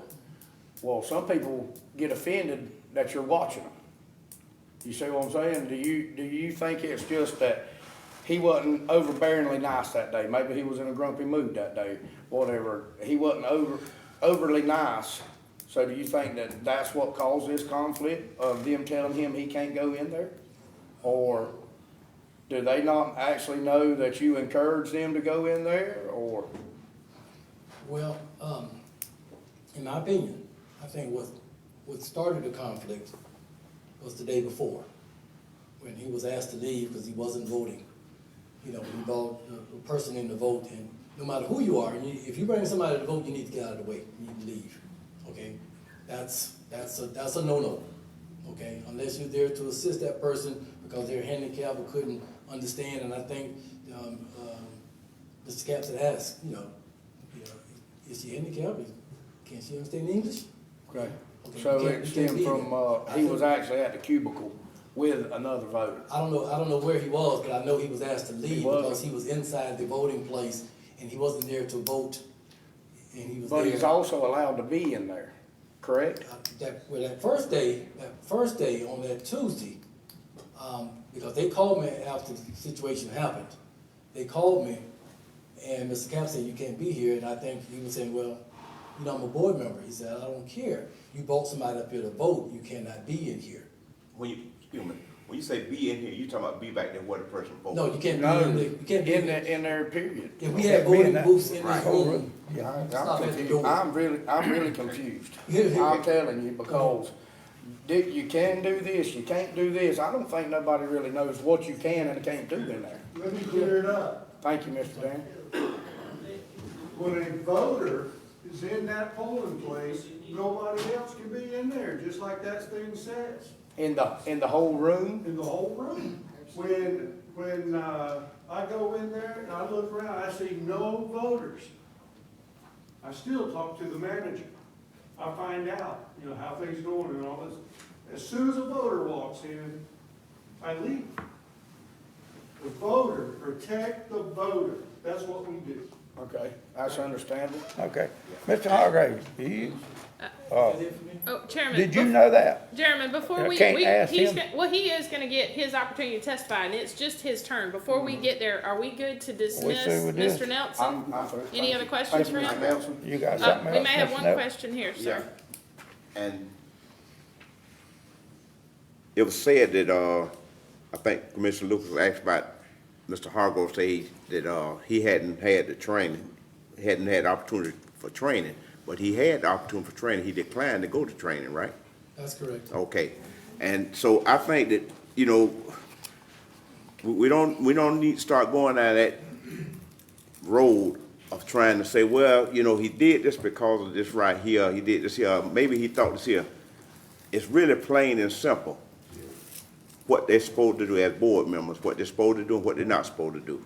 So to get there and start trying to, find, I guess, little outs or whatever, I don't think that's fair to these poll workers and everything, because you got the sign there saying about who's supposed to be in there. They notice when they come on there. Mr. Hargrove has had the opportunity to go to training. So, I think that's a moot point really about going in and Mr. Bartlett said it as plain as you can put it. If you come in there and you're a board member, whatever, you come in there and somebody's in there voting, you come back out. Plain and simple as that. And poll managers have always welcomed to see the face of a board member, especially on election day. Right. Because they know we're there to, or they're there coming out to see if they need anything, just to check on the process, whatever. But no one's ever interfered or became a disturbance of a polling place, to make this an issue, with voters. And you said it several times, and I agree with you 100%. That's why you have a manager there, a poll manager. You got to have someone there that knows the rules and everything and the ins and outs. And when someone comes in and they gonna be defined and say, well, I'm gonna come on in anyway, and you tell them, hey, you can't do it, just like Mr. Cap say, you can't come in here. I mean, to me, you should, as a board member, you should say, okay, I'm going back out. Come back in when there's no voters in here. Or call Mr. Chairman or call myself and get Right. clarification, but it was an unfortunate situation. Chairman Thrift, if I may, if there's no more questions before we dismiss Mr. Nelson, just as a point of order, I know we are not bound to the formal rules of evidence here today, but there have been a number of documents that are referenced that have been put before you in the form of statements and the election code and the enabling legislation, and I just want to make sure that a copy of all those documents has been provided to Mr. Hargrove. Has he received a copy of those also? I think we have one last. I've seen nothing. Okay, so we'll make sure that you have a copy of those. Can I get this? Thank you, sir. Okay. You don't have one of them? Mr. Nelson, Commissioner Burris, for clarification purposes, I was not alluding to he had an opportunity to go and failed to go. I was alluding to the fact that it was ascertained that he did not go. Yes, sir. Well, yeah, and I wasn't implying that. I'm just saying he didn't go, but he had the opportunity to go. Right, that's what I said, that had been established and proven. Okay. Yeah. Chairman, if I may suggest, if we are going to dismiss Mr. Nelson, there's been a suggestion that we take a quick break before we allow Mr. Hargrove, but certainly you as the presiding officer get to determine when you think that's appropriate. Okay. Any more?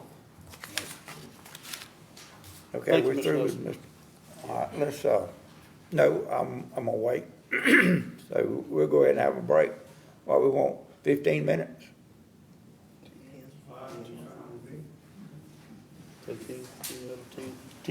10 minutes, we'll have to take a 10 minute break. 6:18. Okay, No, board says by that 10 clock. minutes. Yeah.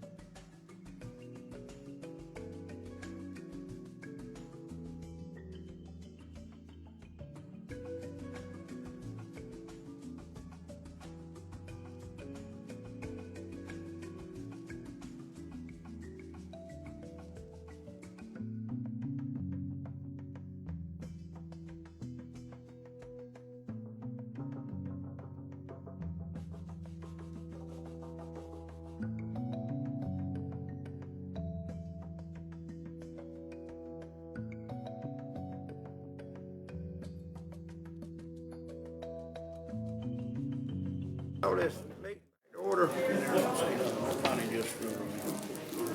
Council, will you call the other side? Thank you. I think he stepped on the resolution. That's what I think. Mr. Chairman, we may have to wait just 1 minute. I don't believe Mr. Hargrove's returned quite yet. Oh, he's back. If we'll give him just a I thought our minute. time was up. But It is. I believe the Ware County Board of Elections has closed their presentation of evidence, and so the next, Mr. Hargrove mentioned earlier, he doesn't have any witnesses, so he, I assume, will want to testify on his behalf.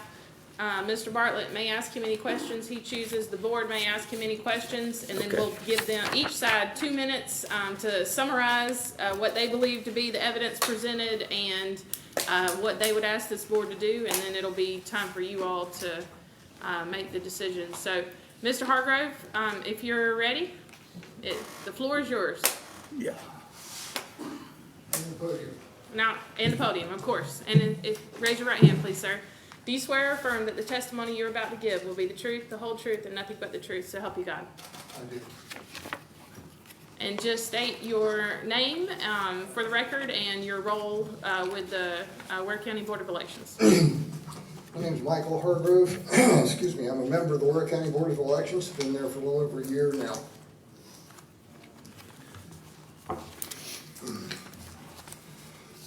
Excuse me. I did take some notes. It's been some interesting conversations, interesting testimony that's going on here. I would ask you, I left a red folder on your desk, Yeah. and I would ask you to pop that out for me. Because on one side, it's got a statement, and in the middle, it's got a table of contents, and on the right side, the right folder is gonna have the exhibits. I knew there was a lot in here. I didn't expect you to read all this today. I wasn't sure if you were gonna do a recess or continuance to make a decision. I understand you wanna get this done today, actually so do I. But in the middle, on the table of contents, I've got a short version, which I'm gonna read through real quickly, which is the left-hand document. And I've got these documents where they flip up, so you can read the back page as well, just to save paper. I've already spent a ream of paper making all this. So we can go along. If you'll go to page 4 on the hearing brief, and I'll just hit the highlights here. Yeah, I was forced out on May 15th. I was forced out of the voting place, which is the room they have voting downstairs, and by Mr. Camps. And he seemed to have ignorance about what the polling sign actually meant. Now, we've all seen a picture of that polling sign, the one in your Exhibit A. Only polling workers, poll watchers, and persons actively voting. This one, you've all got, a couple of you have copies of it. I put it in the back. The state put these out, along with other signage, to help in controlling the voting at each polling place. So this sign is actually meant for voters. Now, there's been a lot of discussion in the presentation by the board that, well, it applies to board members as well. I don't agree with that. So what I want to do is go through a little bit of this. So like I said, starting on page 4, I got forced out of the polling location for no real good reason other than the fact that I was just standing in there. I wasn't at a polling booth. I wasn't interfering with voters. I was doing what I've seen others do, including the chairman, over the past year that I've been poll watcher. Later on, during the meeting on the 21st of May, we had a call meeting, election day. I was informed that I had insulted one of the poll workers in 2020. Well, that would be an interesting case to resolve because I didn't start poll watching until 2022. Anyway, at that time, I had one board member, Ms. Solomon Gaines, pushing a vote of no confidence and a removal from the board. So, it appears that she was heading up the vote of no confidence in the removal today.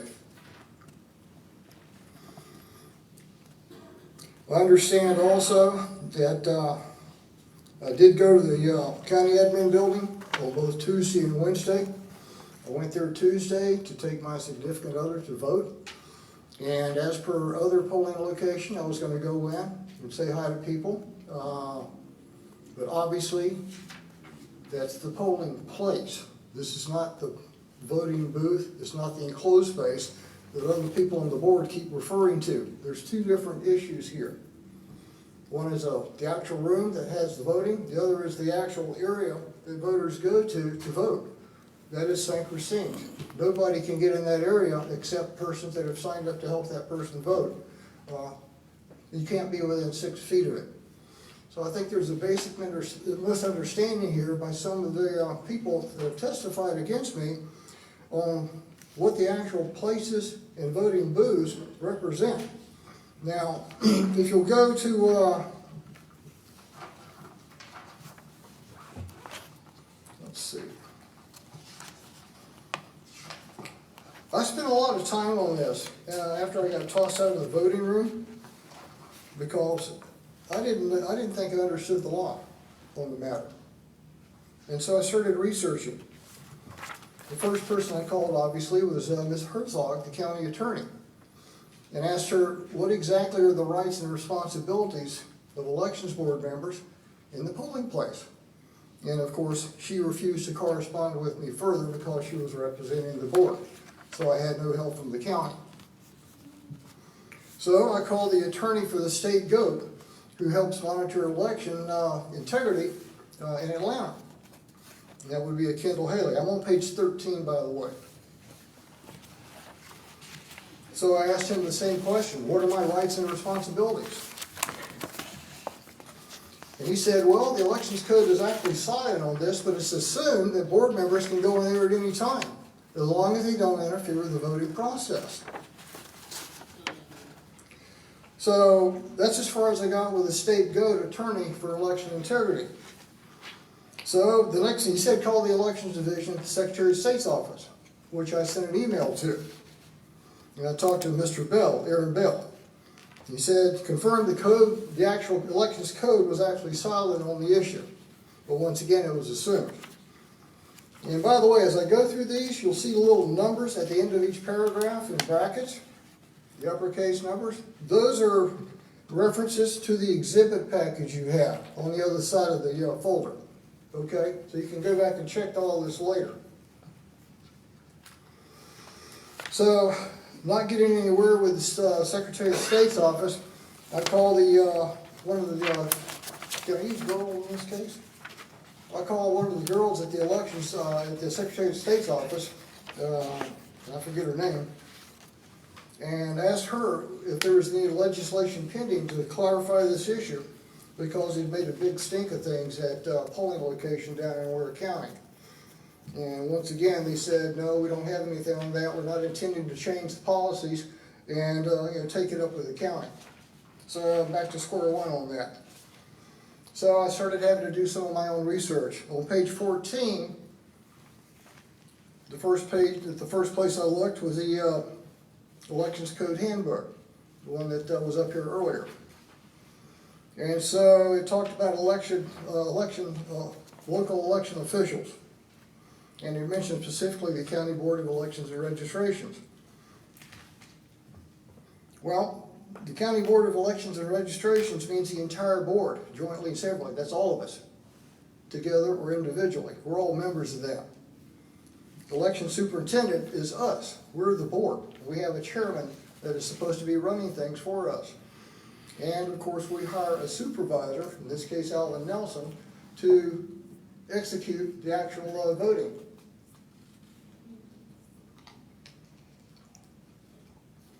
So that's what the election codes really say about it. I've got some other quotes later. The enabling legislation was mentioned as well, but I'm only interested in section 1 here, and that would be, I need my glasses. That would be exhibit 1 in the back, but forgetting that because I got a quote right here. Section 1 says, the board shall have the powers, duties, and responsibility of the superintendent of elections. In other words, we're in charge of running the election.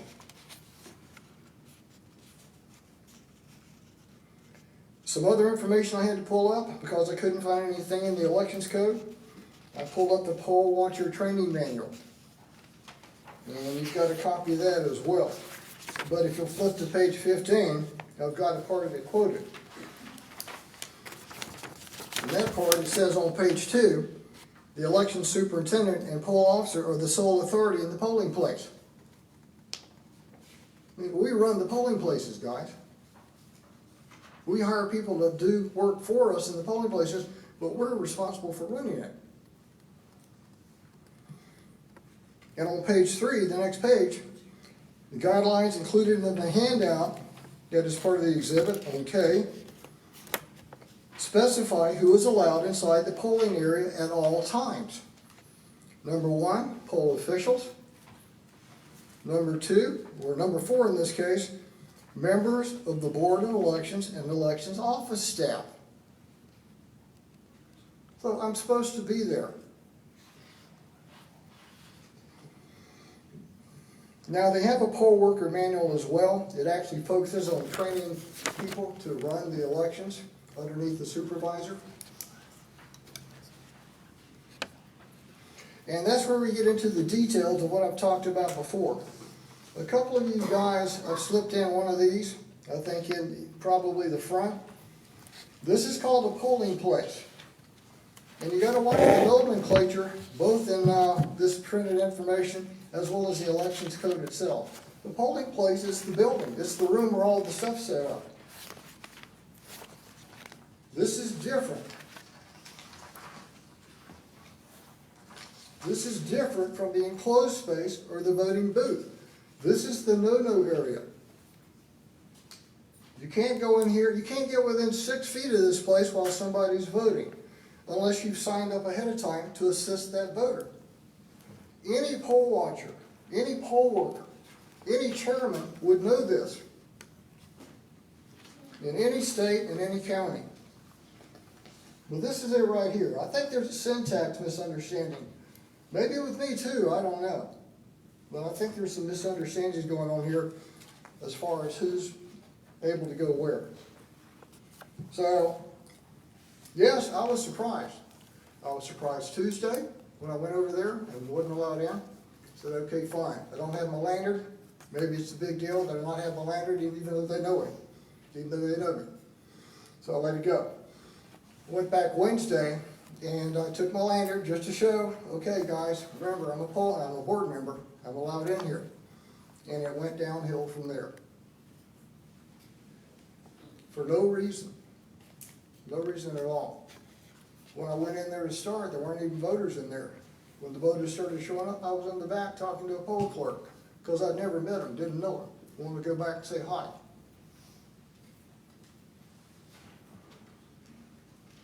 So the poll worker manual has some more information, but primarily this is the important piece of the poll worker manual. This explains the difference between the enclosed space, the 6-foot circle, and the room itself. Like I said, anybody who's worked elections should know that. You know, I not only had poll watcher training, and I did it at 3 different locations, but I also had a chance to observe other officials, board member officials, when they were in the polling places. And they, including Mr. Bartlett here, walked in there. I don't know what he did to get in there, but he walked around, voters were in there, people were reading him, my buddy, all this kind of stuff, and that's fine. The whole idea is us to be, like Nelson said, flies on the wall, which is what I intended to be, but it changed. Maybe that was part of my fault, I don't know. But anyway, it's common practice to see people not immediately exiting the polling place, and that's fine. They're not interfering with other voters. Didn't bother me after I saw him anyway. So, going on to page 16, training provided to other board members and staff. For the code, State of Georgia, 21-2-99. The election superintendent shall provide adequate training to all poll officers and poll workers. Well, I'm sure some of them get trained. I don't know if all of them do. And as far as the information about a board member receiving special training, I've not been made aware of any special training that I could attend. I know Mr. Bartlett has been to one, and I just heard that Ms. Gaines went to one. I've never heard of any of it. Haven't heard of anything. Not that that's my excuse, I'm just saying. You know, I've got a little bit of discrimination going on here.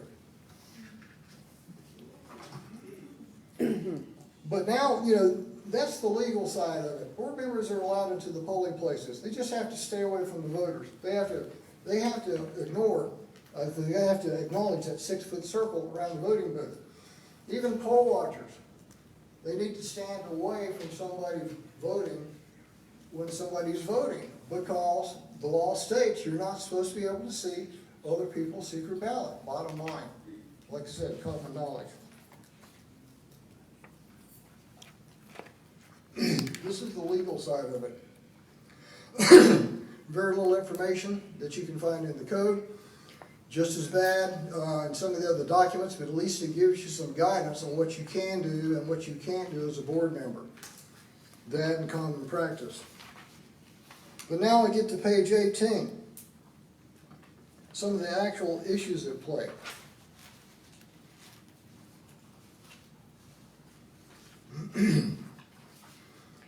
I don't think this really had anything to do with me showing up and wanting to go into the polling location. I'm seeing it as kind of a social lynching of me over a case of mistaken identity. And I refer back to what I'm going to tell you here. I'll refer back to what Ms. King said earlier about me insulting her.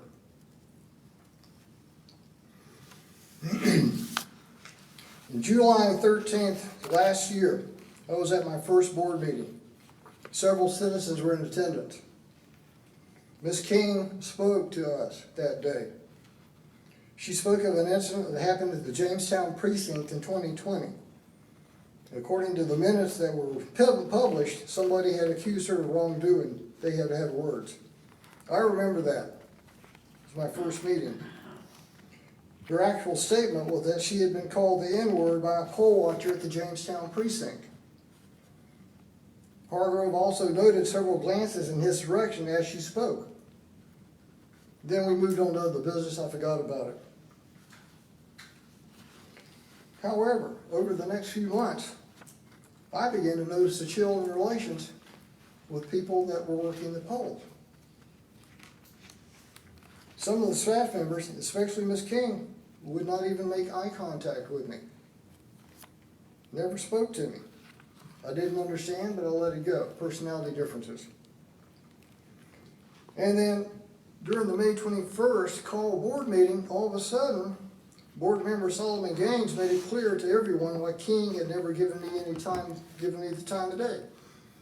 She had mistaken me for a Roger Summerall, whose name I got from Deborah Giddens, the GOAT chairwoman here in Ware County, that he'd had some sort of altercation with Miss King in 2020. So apparently Miss King carries this grudge. And she's carried apparently a grudge against me because he really hasn't spoken to me. Like I said, well, that's fine, you know, different personalities, whatever. But the fact remains, if you look on page 19, that I didn't start working, poll watching, until 2022, 2 years later. Now, I've only worked as a poll watcher at 3 locations: Tebow, the county annex building downstairs, and the city auditorium. I've never even been to Jamestown. And I've had personally very little interaction with her. I really don't know the woman. And I have yet to see any records produced, official records, that say I was the one that did all this. So I'm wondering how I can be in 2 places at one time, actually. But I believe, I allege that this has had a direct impact on the attitude shown me in a variety of locations at a variety of times.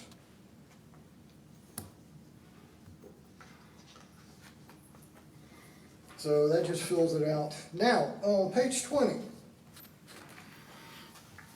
I have another little piece of the puzzle that helps start making sense of all this.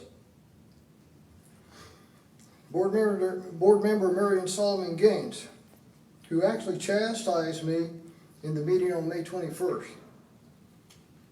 And it appears it was because of her misunderstandings on the difference between a polling place and an enclosed space. She also made a motion of no confidence then, and had made a motion to remove me from the board, and that's why we're here today, instead of at Elbow Creek or whatever. Please note that Ms. Gaines and I have kind of a history with each other. She used to be a city commissioner. As you know, I'm a citizen of Waycross. I live in the city limits on Alice Street. When I see the city doing something wrong, I did then and I still do. I commented on it on my webpage, Waycross and Ware County Unfiltered.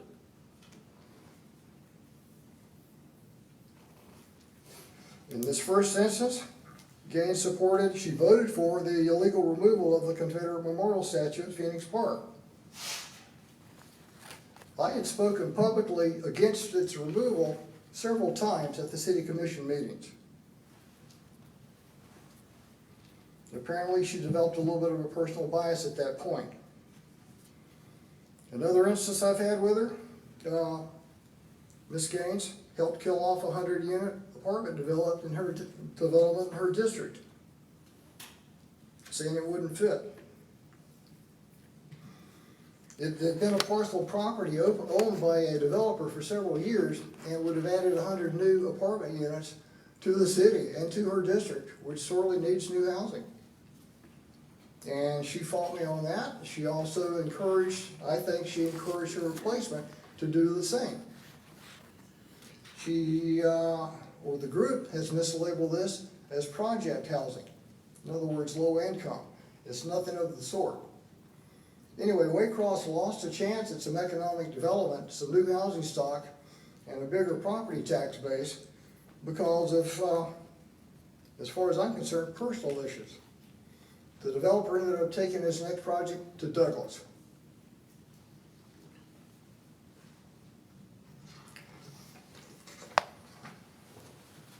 If you'll go to page 21,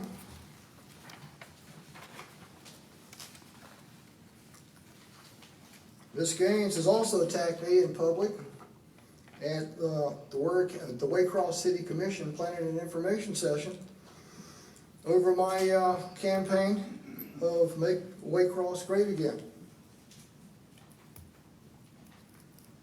Had some hands printed. I put a notice on the webpage. What she did in December of 22 was mock the idea to the City Commission. We're talking about going back to 1860, 1890, 1940. She's also criticized me for small things. And just recently, she criticized me for making a comment about using a militant upraised fist in city advertising. You know, the BLM fist. She criticized me on that. I've got an example, I've got a picture of that in the evidence package as well. Personally, I think the use of militant symbols in city advertising is racially divisive and counter to everything Hargrove would like to see in his community regarding race relations. But the strangest part, and I don't know how this fits, but I've been told, when I brought this up to them, I've been told from multiple sources that poll worker King, board member Gaines, and board member Whitfield are all related. So I'm wondering if there's some sort of personal relationship at work behind all this as well.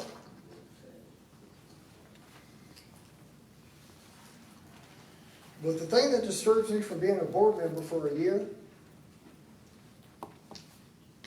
is on page 22. It's about asking too many questions. I'm naturally curious about how things work. The idea behind asking questions at the board is to find out how to make things better, faster, cheaper, safer, and all that. And we've got several examples here where it doesn't seem to do any good sometimes. During a meeting in 2023, I was given a sheet of voter addresses that didn't exist, but had registered voters. I asked how that happened. Never heard back.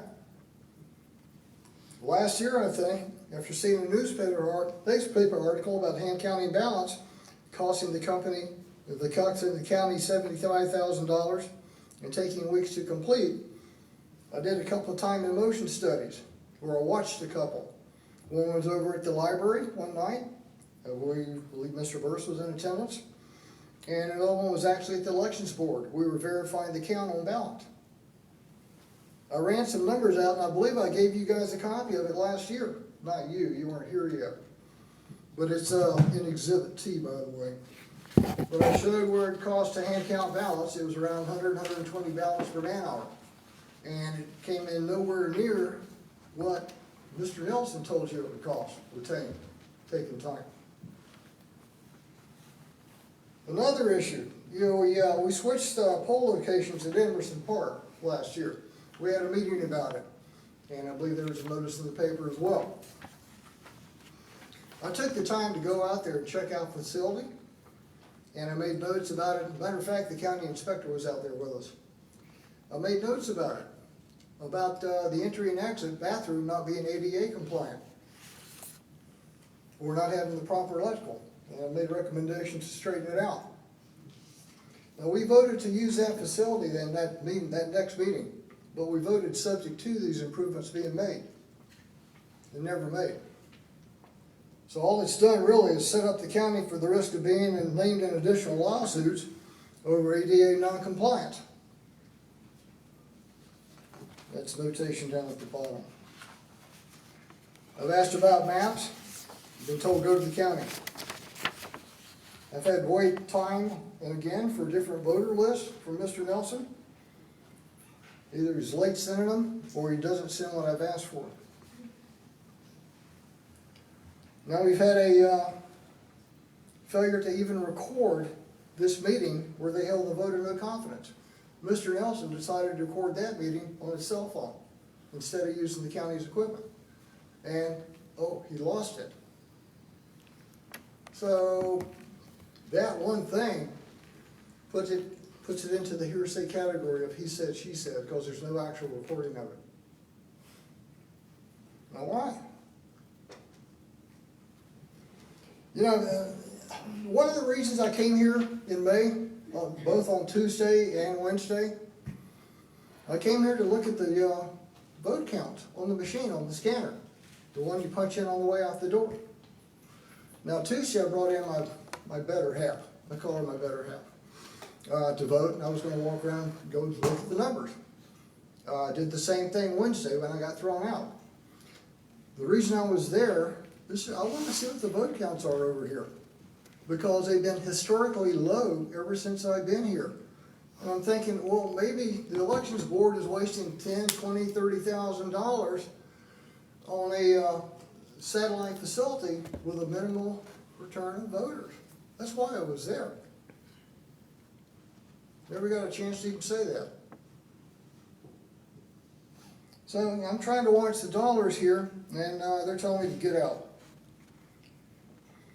The last thing, I can go on and on. Like the Nelson versus Strickland debacle, where the county's on the hook now to finance another election. I'm not going to go any further. If you want to read it, you can read it. If you doubt anything I've told you today, I've got the evidence package. I've got the transcripts of the conversations. If you have any questions about what I've said here today, all you can do is ask me. You can listen or look at yourself. So in conclusion, it's true that the code book itself does not directly address the rights and responsibilities of elections officials. It's on page 24. However, there's plenty of state-provided literature, Secretary of State-provided literature, that indicates it's not an issue for board members to be in that room. You've just got the inner sanctum sanctorum around each individual enclosed space, the voting booth. That's what we as poll workers, watchers, and board members have to respect.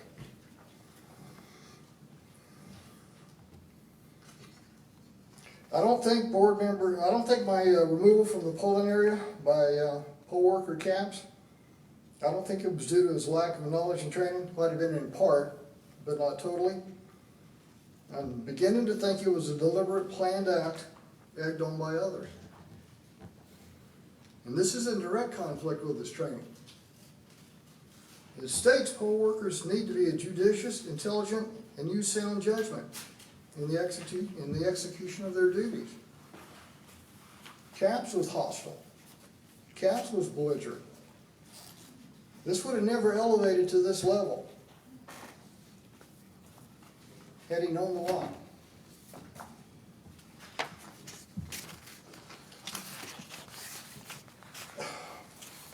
You know, I've tossed this back and forth in my head for a while.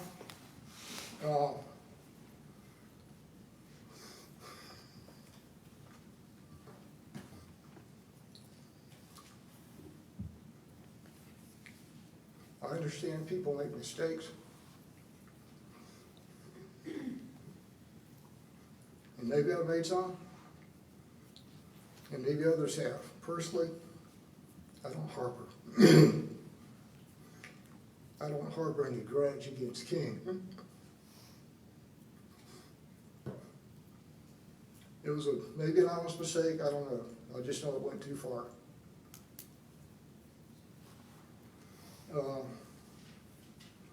The other thing is, when you got an accusation like that floating around behind somebody's back, it does not need to stay behind somebody's back. They should have been worked out months ago. Months ago. And here we are today, making the entire elections board look like, never mind. And there's nothing wrong with having personal, professional disagreements with other people. I'm not mad at Solomon Gaines for going against me on stuff. It's her right. This is America still. But when you take your personal biases and disagreements into another professional setting and try to make decisions with all that in the back of your head, something's wrong with that.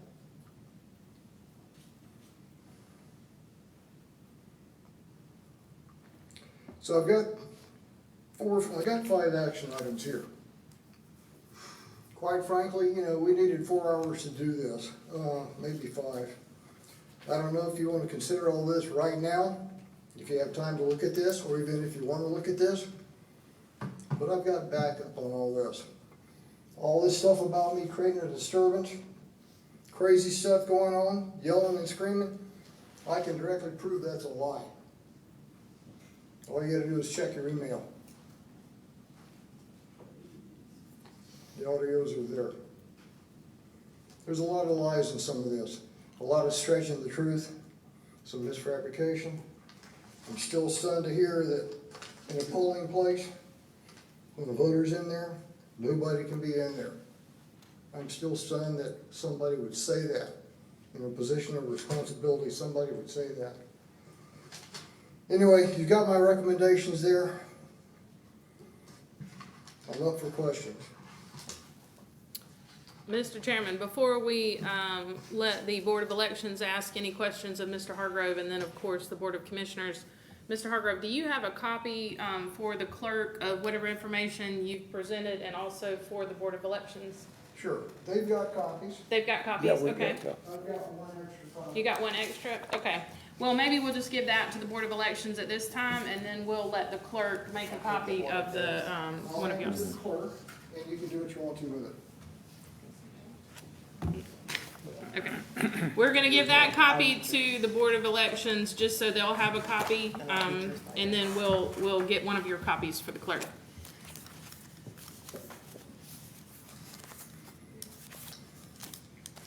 I know that was a lot to digest, gentlemen. That's the abbreviated version. So, anyway. Like I said, the hearing brief on one side, the backup exhibits on the other side, and I've got additional backup to that, if you have any question about what I said. Commission have any? Procedure-wise, if you don't mind, if we'll let the Board of Elections go first and then let the Board of Commissioners go after them. Danny, do y'all have any questions?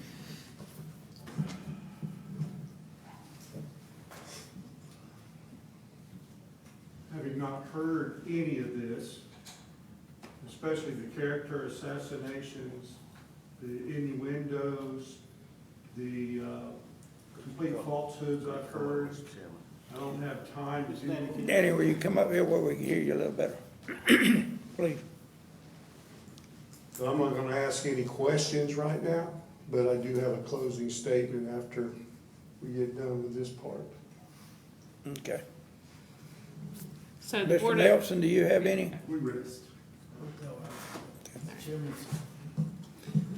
the Board of Commissioners have any questions for Mr. Hargrove?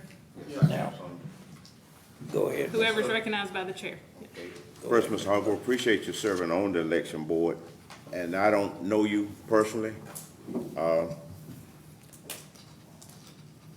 Was there someone in the voting, when you were asked by Mr. Capps to leave, was someone in there voting the first time? When I walked in, there was nobody in there. Okay, There's something that came in there later while I was already in the room. okay, so he asked you to leave. Oh, he demanded it. When you say, I mean, cause that's what I'm looking at these words you're using about you forced out or you kicked out and all that, where you just asked to leave. I mean, because it's different from someone that asks you to leave, then you saying you forced out, that kind of implies almost like they manhandled you and ushered you out by the arm, something like that. And that's, again, that's carrying that negative connotation, you know, that, so were you asked to leave out? Can you look it up?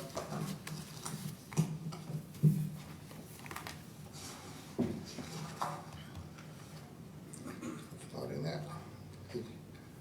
You need to leave. Okay, you need to leave. That's, to me, that wouldn't be like you being forced to just say you need to leave. You need to leave. Okay, all right, so we won't split hairs on that. So, and you also indicated that, that you were not a poll watcher in when this happened in 2020, about something that happened out in, what was it, Bickley, or what was it at? I started poll watching in 2022. Okay, but I'm saying, where did this incident happen where it was said that something was said out there? I was accused of calling Miss King that at Jamestown. Okay, so, and you were a poll watcher, you were a poll watcher sometime at Jamestown? Never. Okay, but she didn't indicate that you were a poll watcher when this incident happened. She didn't ever say, I don't think that you were a poll watcher. She just said that this incident happened. So whether you were a poll watcher or not is really irrelevant. I was told by Marion Solomon Gaines in the call meeting on the 21st of May that Miss King had relayed all this to her. Right, but So we either call me a liar or her a liar. no, I don't know. I'm saying it could have happened, but you maybe weren't a poll watcher, but you were there, and if what I happened, was never at Jamestown. so you were never there. I didn't even know where it was until this came up. Okay, I knew about where it was. okay, all right. And you say that you were never offered to go to training in Athens? I didn't know anything about any additional training. My training was, here's a book, read it, and it was there was a color flyer on, where is it? The color flyer on, you're a poll watcher now, or you're a board member now. What next? Let me see if I can find a picture of it.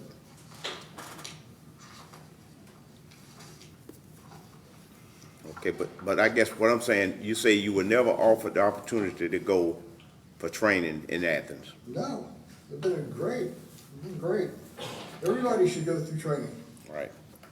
Okay, Madam Attorney, can I ask Ms. King a question? Is the chairman, Yeah, I if just the want chairman one deems that question. appropriate, if Can we've you got ask Ms. conflicting King? Yeah, I evidence, just we wanna need ask to him one clarify. question. Can he ask questions? Yeah, Ms. King? do you know Okay. Ronald Summerall? Roger. Roger Summerall, do you know him? The way that I know him is that at our last election that we had in Jamestown, he came in that election and the one before that. And so that's how I know that who he is. All right. because of that behavior. And you know Mr. Hargrove? I know him, haven't seen him at the Board of Elections and seen him in this area. So you know the difference between these two individuals? I mean, could you, Somewhat. so could you get them mixed up? Do you think you could have been mistaken, Mr. Summerall? It's Because, very possible that I could have.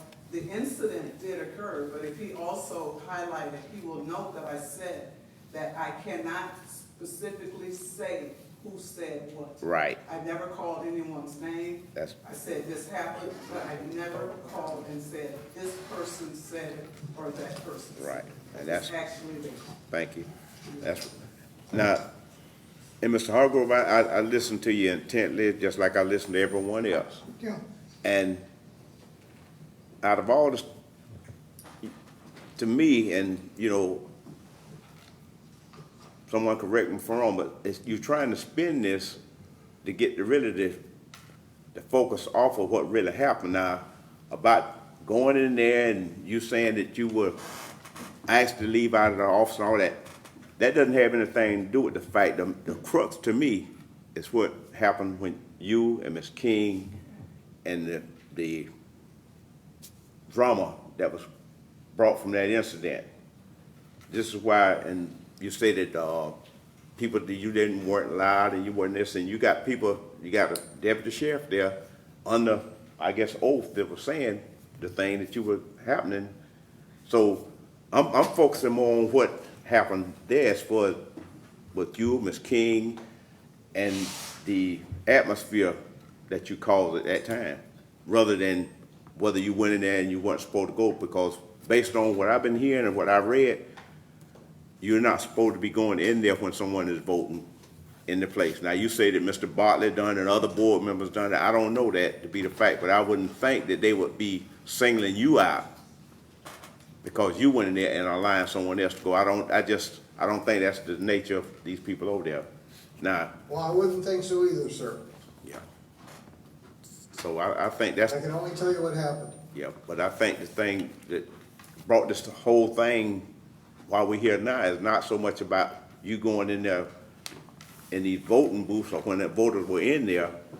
It's about the incident with you and Ms. King. That's the focus. That's the main thing. And I think that's what we need to get back to, that and not all this other stuff, because all that could have happened about the apartments and Ms. Gaines, all that. But that doesn't have anything to do with what happened with you and Ms. King. The only thing that happened with me and Miss King was that I went in there and I showed her my badge and kept walking.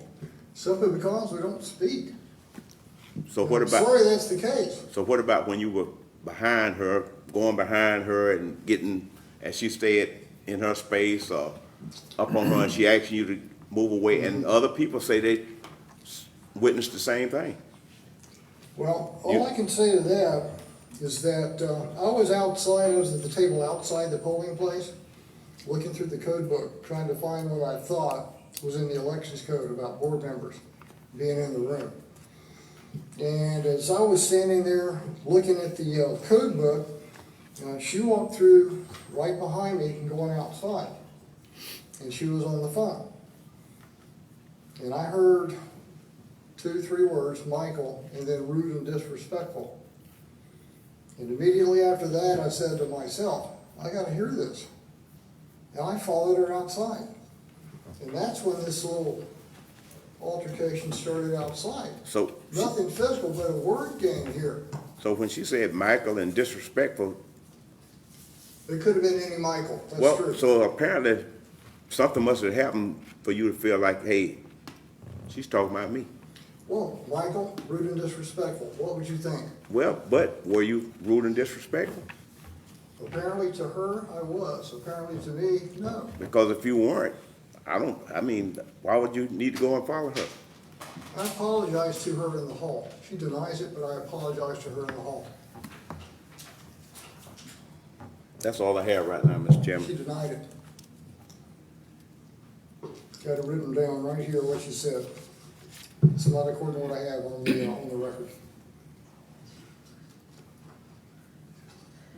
Anybody else? I got a question, Mr. Hargrove, if you don't mind, sir. Sir, First of all, thank you too for your service on the election board. And like Commissioner Burse, I listened to everybody as good as I can, very attentively, personally. But I heard one of the comments you made about it being elevated, and it sounded to me like you believe it was never elevated to this level. And my question being, did you contribute to it being elevated to that level? Oh, I probably did. And that's why we went outside. Okay, do you? Because after I got booted out, yeah, my temperature went up a little bit. Was I screaming and crazy and threatening? Absolutely not. Was my voice a little higher? Maybe so.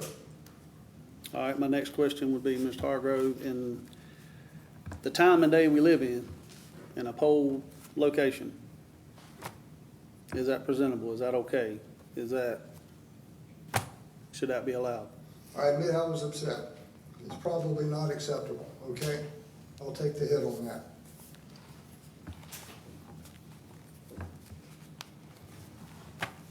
But when you had it thrown in your face, I'm sorry, it was just a temporary reaction.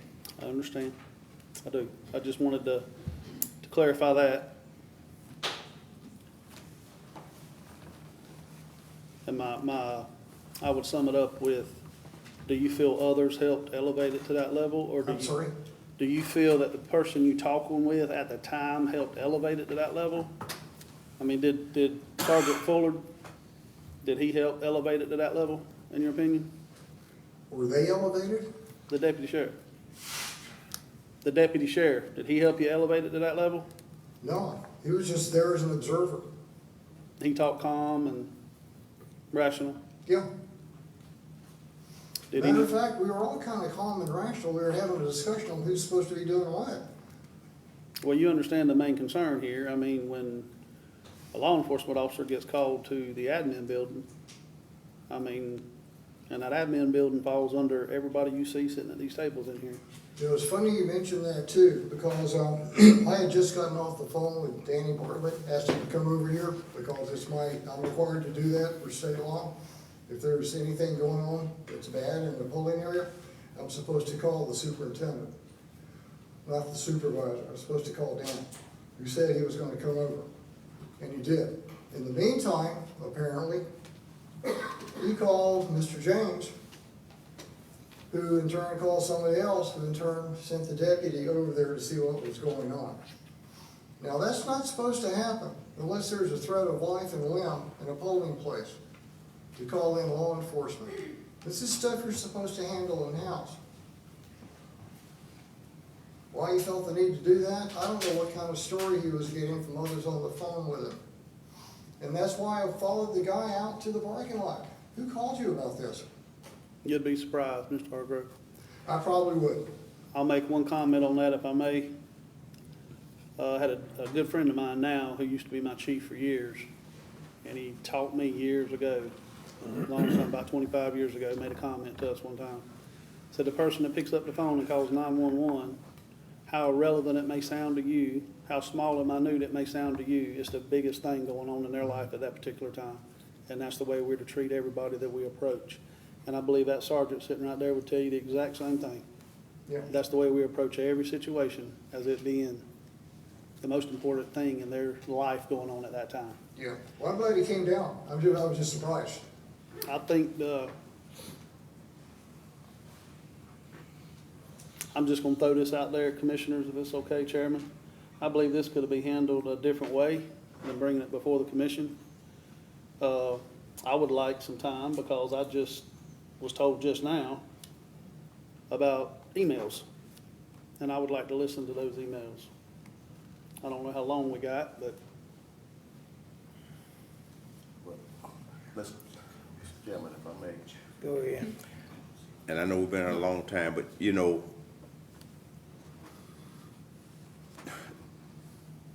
just talking about the emails, Commissioner Lucas and all this, but we've had the election board, we had the witnesses here, we had Mr. Hargrove here, and even when this was sent out, we listened to this and we make a decision based on the information that we have before us. Because, you know, if we talk about waiting and coming back another time, it's all kind of minutia can get into that. And I think we need to make this decision just as I said, and like I say, it's not personal with me, it's just a matter of we as commissioners having a responsibility, and it's falling on us now. Would I like for it to go and vanish and go somewhere else? Sure, but we as commissioners, we would be derelict in our responsibility and do this if we didn't go and address this, because this is what we are charged to do. And I think this is what we're gonna have to do, you know, based on the information we got here. And one thing we got to remember whenever we do make this decision is that we got to remember, this is not just for this one incident right here. This is for the future of the election board, for poll workers, for the supervisors trying to recruit people to come in. So we need to look down the road and see. And it's unfortunate that it happened. Mr. Hargrove, I think in retrospect, he could go back and replay it. He would maybe do things a little different. But this is the thing I think we got to bear in mind. And one question I have for Mr. Bartlett, if he may, and I don't want to put you on the spot. Have you or any of the other election board members that you know of or you're aware of ever gone into the building when someone was in there voting? And if they did, were they asked to leave to come out? Yes. Okay. Now, we have some polling places that are very large, and we can step in and be right inside the door, but we're not near the actual voting booth. Right. Down here, you walk in the door, you're within just about the area. Right. So it all depends on the size of the booth. Okay, so it's extenuating circumstances that will allow maybe where you could step in, but you're not actually in proximity. Yeah, Second Baptist, huge room. Right. Step inside, you can talk to the manager. Right. The voting booths are way out there. Right. But by definition, it's still the enclosed space. Right. Okay. And I believe that we're supposed to have closing comments too before we finish. So procedurally, I think if the commission has any more questions for Mr. Hargrove, or he has any more evidence that he would like to present, and then we'll consider evidence closed. Once that's occurred, we'll allow each side to make a 2-minute closing statement, and then we'll turn it over to the board. I would like to ask Ms. King one question, if I could. This part's not timed because Yes. you all are asking the questions, so Yeah, only yes. his formal presentation of evidence was timed. Okay. And how many do we have left? Off of here. Presentation for, Just 4 minutes? but your questions are not. Your questions are not timed. I just want to ask her, does she feel like that you were rude in any way by asking him to leave? Did you do it? I didn't ask him. She didn't even ask. You never asked him to leave. On that day. It was capped. and that She day, never asked you to I never leave. said No, we never anything. spoke. I didn't engage him in any kind of way. I never said anything to him. When he went by me, I said nothing to him. While they were out in the hallway, I said nothing to him. Yeah. When I walked out of the building, I said nothing. When I had not started my conversation with Mr. Bartlett before I left, before the door closed and I walked down the steps. And then I started to talk to Mr. Bartlett. And by that time, I turned around and he was coming at me out of the door. So I had no interaction with him, was not a part of anything that was going on in terms of Mr. Capps asking him to leave. None whatsoever. I was simply going to relay what had started to happen. So there was, as it is, there was absolutely no reason for him to be following me inside the building. Caps was the only one to ask you to leave, right? And let me make this clear. The first day, he said there was no voters in there. He actually followed his better half, or whatever he called it, into the booth. And he's not allowed to do that. That's what I told him. Did I didn't you? go into the booth. You were taking the steps, he was in the first. I booth. did You were not. behind her. You did. Gentlemen, we'll have to agree to disagree on that point. Thank you. No way. All right. That's what I. We, It's absurd. the board will have conflicting evidence on that testimony, and you all can take that for what it's worth. Is there any other questions from the board for Mr. Hargrove? Y'all got any more questions from the board? Got any more? I don't know. Okay. If there's audio of it, do we have time to play this audio? Is there audio, and I don't have a copy Of of the what's altercation been where- presented. Is there audio of the incident itself? Yes. Okay, yeah, I Do mean, we have time to play it that way so stuff ain't projected?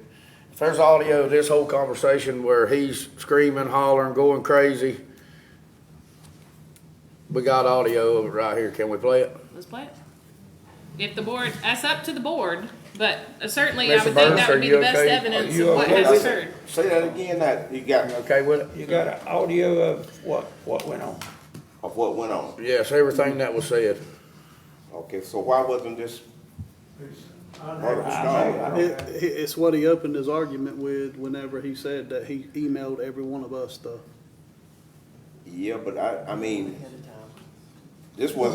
this wasn't even brought up. Now we're hearing this about audio of this altercation. This is I what mean, actually happened, sir. He mentioned it right when he first This is walked up what to the my mic. presentation is based on, what actually happened. So why wasn't this brought up to start with? I just did. No, I'm talking about to start with. The way? At the beginning. I did. I just presented my case. It's in the thing. He said we had said audio on his closing, On his open, when he right there. opened All right, wait, gentlemen, if I may, just That case is just to based on- clarify, sir, just to clarify, is this audio of the incident that occurred on May 15th in the administration building, or is this audio of other events? This is audio of what happened outside the polling place, May 15th. in the hallway, and then outside, and then back in the hallway. How do we know that? Huh? How do we know that? Well, let's play it, and you can listen to it. Let me ask this here, who recorded this? Who recorded I this? did. So, in other words, you just,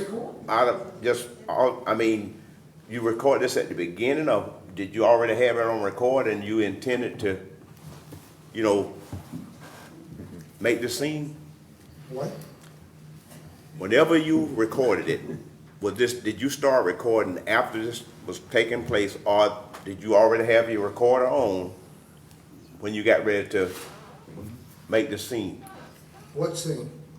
The scene that's alleged that the sheriff here, the deputy said here, that other people, you got 3 different people here that's talking about the way that you behave. Mr. Capps, Ms. King, and also what, Mr. Corbett? I believe he has a written statement. Yeah. Mr. Corbett, so, Okay. so that's what I'm saying, so you recorded this. Yes. When I got tossed out of the voting room, the voting place, I had to go out to the truck and get my code book, because I thought for sure there was something in the codes about it. Turns out it was in the poll watcher's handbook. Anyway, when I went outside, I got my recorder before I went back inside. So what you have there is everything that's happened after I left and then came back in, including whatever Ms. King said, including whatever happened outside on the sidewalk, including whatever Mr. Nelson said, Mr. Bartlett said, the sheriff.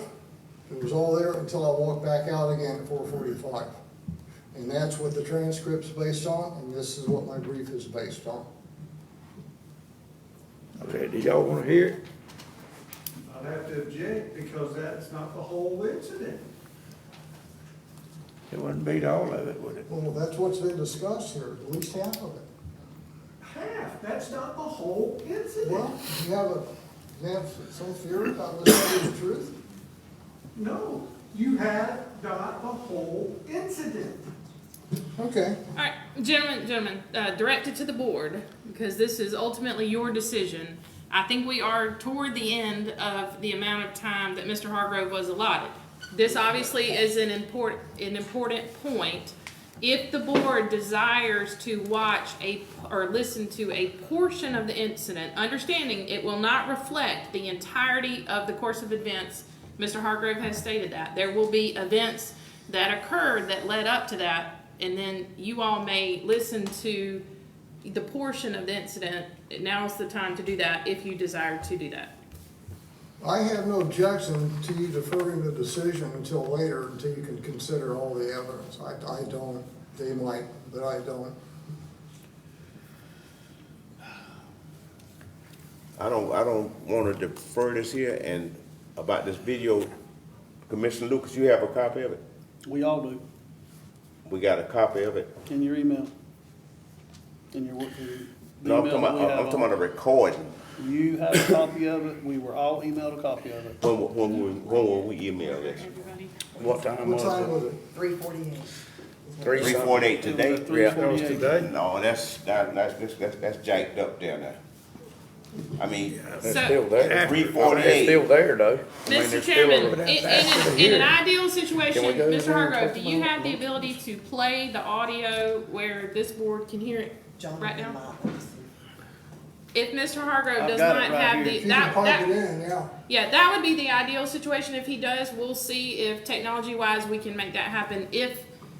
Do I have a majority of the board that desires for this evidence to be entered? Do y'all wanna listen to it? Yes, I do. I want to. He won't? Do you wanna listen to it, Jerry? Okay. I've got it, I've got it. It's fine if they All right. don't do it. Timmy, Okay, can you? Leonard, you wanna listen to Excuse it? me, Commissioner Lucas, not could really, you Mr. play Chairman, that because they, where we this can is, hear they it? said right at the 11th and a half hour, Yeah. and it's like they've been sitting on this here and, no. Well, we got 4 that says they wanna listen to it. All right, let's listen to it. All right, just push that over. I think, All right, Jonathan actually thinks he can play it over the loudspeaker where it could be recorded, so that would be a best practice. How did she get? If you wanna speak about 11th hour, I just saw this 45 minutes ago Oh, okay. So what? All right, well, with the board's evidence. No, I mean, let's just listen to it and see if there was a whole bunch all of right, screaming Mr. in the Hargrove, I holler and think see there's if some we people- can, we've determined that we are gonna listen to it, so let's forego any more argument about, that specific issue. So, Mr. Daniel can't play it right now. Commissioner Lucas, can you play it and let's see if we all can hear it? Recognizing, and just again for the record, that this is not the entirety of the incident. All right, it's about 4:15.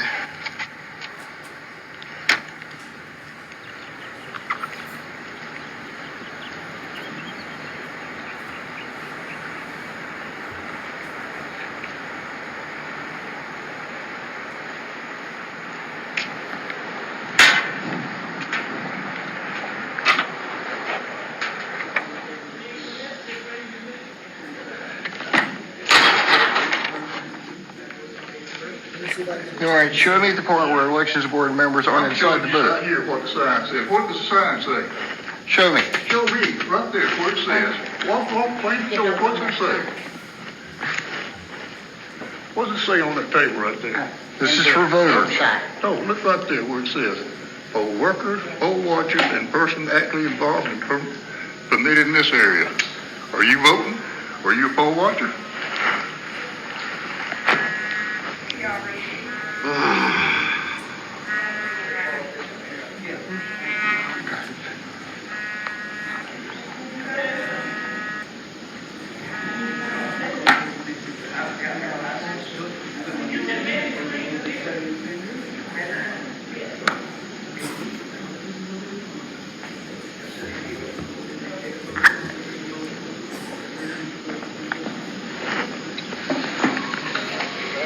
Sorry about that. What's up?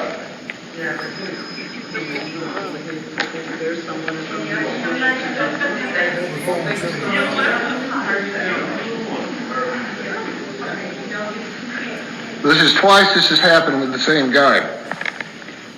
They came in here yesterday, told me to get out. Came in here today, told me to get out. When there's voters in there, you're He not keeps referring to a sign that says only poll watchers, and persons actively voting or permitted in this area. I've got my tag on just for his edification. Does it say poll worker, poll watcher?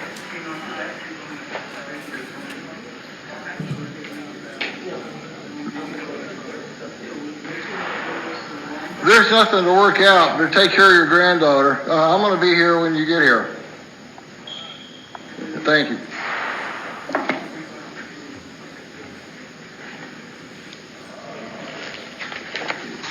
I read the book, okay? Oh, good. Did you read what that sign said? this is what applies. The state of Georgia is the one that sent those out, I didn't. Huh? The state of Georgia sent that stuff out, right? Do you agree or disagree with this? I agree with what they said, what that thing says. And if they tell me different, that anybody can walk in there. And if there's nobody in there, I don't care if you go in there. It doesn't matter. It doesn't matter. It does. No, it does not. It does. There are rules against being around people who are voting. That's it. I'm allowed in there anywhere except to watch people observe them voting at their tablet. What does the sign say? That's the only thing I'm going by. You are the. I know, that's the only thing you're going by. You're ignoring the actual elections code. I'm going by what they told me right there. Now, if you want to get Carlos over here, and he tells you it's good to go in there, stick with me, too. It shouldn't take Carlos, but we'll wait on him, okay? I think somebody needs to go back to some training. I don't think I'm anybody. I think I'm a poll worker. Well, let's make sure we clarify this today. Suits me.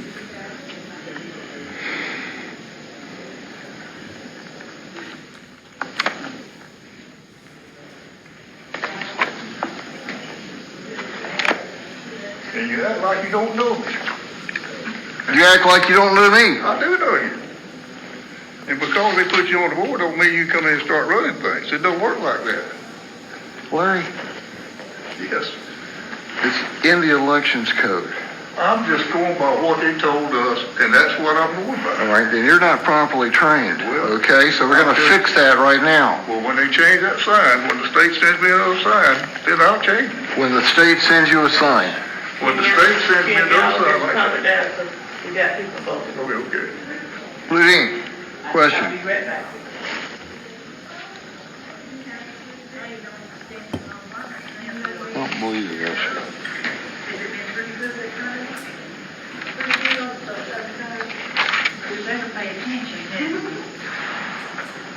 So looking through the book right now, You can imagine what July's gonna be. continues, the conversation continues. The breeze, I wish we had the bottle of that breeze or something. Oh, wait, never mind. Okay, that'd be fine. You want me to 5 or 5? Fast forward up to minute 10.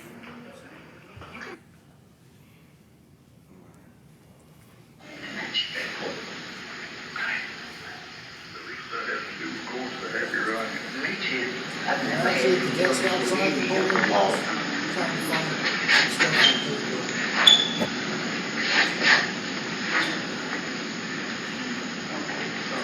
My daughter read this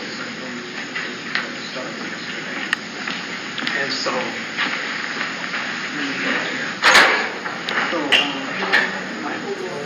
I want to listen to this.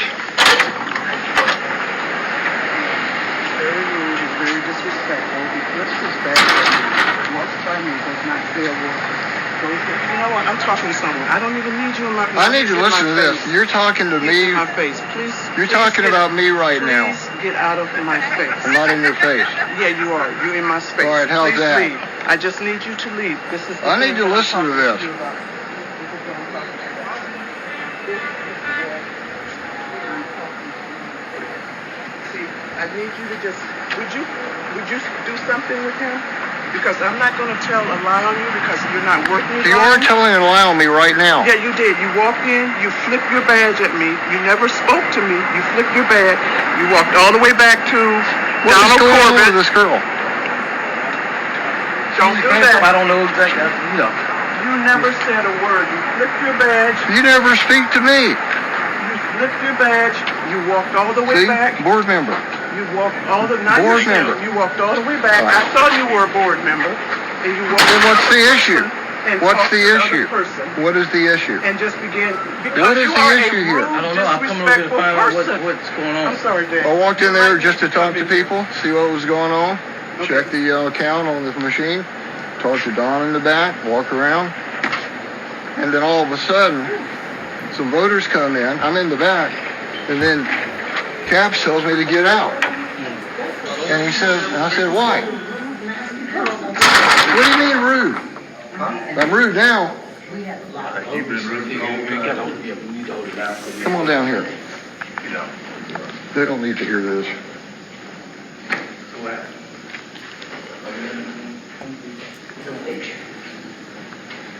I just walked in there to walk around and check the scene. And then he comes in here and says, get out. I want to be outside. Show me in the code book where elections board members can't walk around inside a voting room. Well, I don't know what all happened, but we want everybody to be respectful going in, to make sure that if anybody voting, we don't disturb them. And so I Just walked in there minding my own The business. thing I said, look at the sign. If you're not a poll worker or observer, you can't be in there. So, He's not seeing any of this. Cans and coming in to, you know, to but he's check not out the gonna scene. stand around and shoot breeze, is he? But no, not. What do you mean shooting the breeze? What are you talking about? When you back there talking to one man? I was talking to Don, the clerk. Yeah. Is there something wrong with that too? You'll be there talking. I can't. Is he a voter? He could be. Is he a voter? He could be. Yes or no? Is he a voter? But honestly, all questions, everything should be directed at whoever the manager is. Who manages? I mean, we just, you know. Who manages that? Well, we have three people that could be managers. I don't know who's the manager. She is. She's the manager. Who is? Barbara is. Okay. Okay. So why is she calling people and telling her people I'm rude? You know, Well, I got rude when you threw me out. You understand that? You have no right to throw me out. I did according to that. Now, somebody got to tell Carlos, is there a way we can correct this sign? no, To make sure that- that sign is legal. That sign is a posted sign. Well, your workers are taking this as an indication that they can throw board members out. You know, I want everybody, board members, even when I come in, I'm respectful. I don't just. You understand what I'm saying? I had every right to be in there. I understand What did she saying. tell you I when you understand went what in? you're saying. You know, and I'm going to talk to Mr. Cap. You have a right to be there. You have a right to disturb the poll Okay, workers. do you understand that? But you don't have a right to disturb the poll workers or nothing like that. I'm not. You know, because everything supposed to go through the manager and conversation as the manager, what's on the poll pad. We don't interfere with none of. Haven't interfered with anything. I went back and talked to one guy, asked him how the voting was going. You know, well, actually, that should have been going to the manager. Actually, but still, you know, I'll be honest with you. Well, should I apologize to her? Yeah. So, I mean, that's between y'all right now. I don't know. I'm trying to find out what's going on. I'm hearing pieces now. Yeah. And I'm I trying told to you the same thing piece I things told you. together. I'm just trying to be. I go by what that sign says, look at the sign. It don't say anything on there about a poll member, a board member. It doesn't say that. I'm a board member. I'm allowed. I didn't, does it say that on that sign? Well, obviously not. Maybe we should write board member on the signs from here on out, just for Larry. No, that's the sign that board members are allowed to come in, but everybody, all the conversation is going through the manager. Mm-hmm. I walked in, I showed her my badge, I walked back and talked to one of the poll workers in the back. Went up there and checked the count on the vote machine, was talking, some voters came in, Larry can't get out.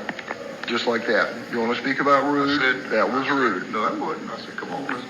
You need to come out. You said get out. Yeah, because you didn't move. Well, why would I? I'm supposed to be there.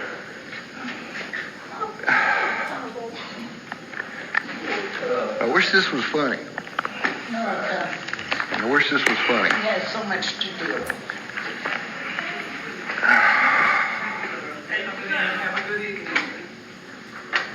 Thank you for coming, ma'am. Thank you. You have a wonderful day.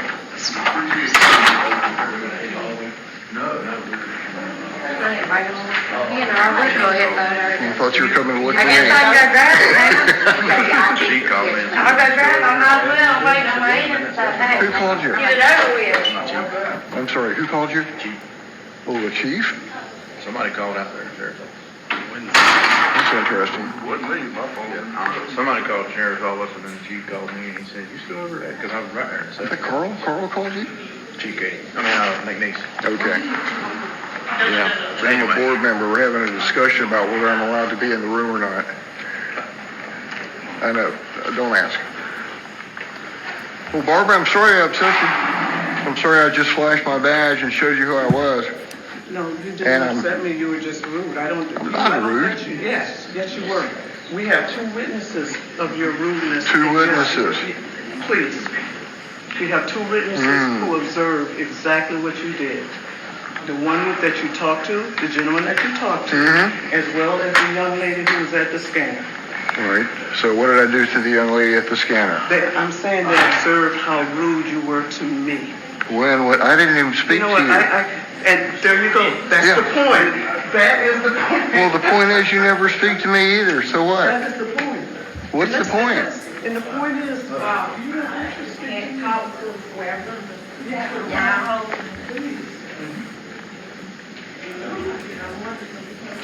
So you just said a little word. Way to go, Larry. Way to go.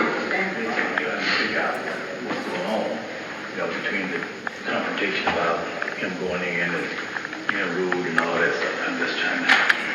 There's a little lack of training going on here as far as the rules for these guys. They don't understand that board members can be in the room as long as they don't observe the voters. So that's something that Carlos and Dan, the chairman. At the end of the day, he's running the elections. Right. So he just said it was okay. Okay, got that? He said what was okay? Me being in there. Board members can't. It's according to the elections. Listen to what he's saying. It's according to the elections code. Listen, I don't deal with all that. Yeah. Let him say what he's saying, and then I'll listen to what you're All saying. right, tell it to him. Yeah, board members can go in it, but like I mentioned, Mr. Hargrove, everything goes to the manager. If you want to know how many is on the scanner, how many is the voting, we talk to the manager, and we don't try to interfere with the workers, because we're just staff, board members, and we're there just to, let's see how things going, and we basically. The story I'm getting in there, guys, just FYI, when I walked in, I showed the manager my badge because I didn't have it yesterday. Well, She knows me, but yesterday you bought your Naya, I can't remember. You bought your girlfriend your. it was with someone who voted. Yeah, I dropped her off here. But then you was there for that purpose, and that was totally. And now I'm here as a board member. Yeah, I'm here as a board member. And I think that's probably why you came back just to test. Actually, I did. Yeah, I want to see how rude these people were going to be to me. And well, here we are. Anyway, it's a bunch of BS. According to the code, I'm totally allowed to walk in there. According to the sign, which they're trying to interpret, I'm not. That's between. But that's the sign that we are required to put up. Only active voters are allowed to be in the voting space. That's everybody. Okay. Look, if Barbara wants to pursue this, I'm more than happy to. But as a board member, I don't have a problem with board members going in to find out what's going on. Well, there's no reason to. You know the law as well as I do. But we don't do it even. She's trying to make something out of this that's not there. Hello, sir. Mr. Why are we Troublemaker. having a clown show? Yeah, tell me, why? Tell me. What have I done? I don't know. I walked in, showed Barbara my badge, went back and talked to the clerk in the back about polls and voting, how many people had been there. Went and checked the scanner, the count. Walked out, went back in with the voter there. Larry Capps comes in and says, you can't be here, get out, look at the sign. And that's how it all started. Is that correct? That's exactly right. So you can voters in here, you need to be out. So Larry does not understand. That says, what does that sign say that the state's in? No one allowed here, but voters, poll workers. This is everybody.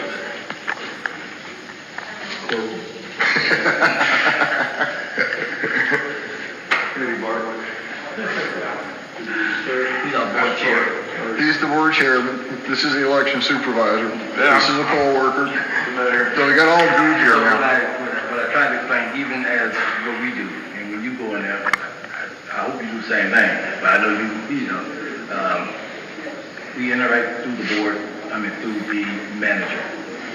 So the manager gets the numbers, we just don't go and interfere with the workers at all. And what Mr. Capps was saying is they went right back up to Donald and just whatever. And then when voters came in,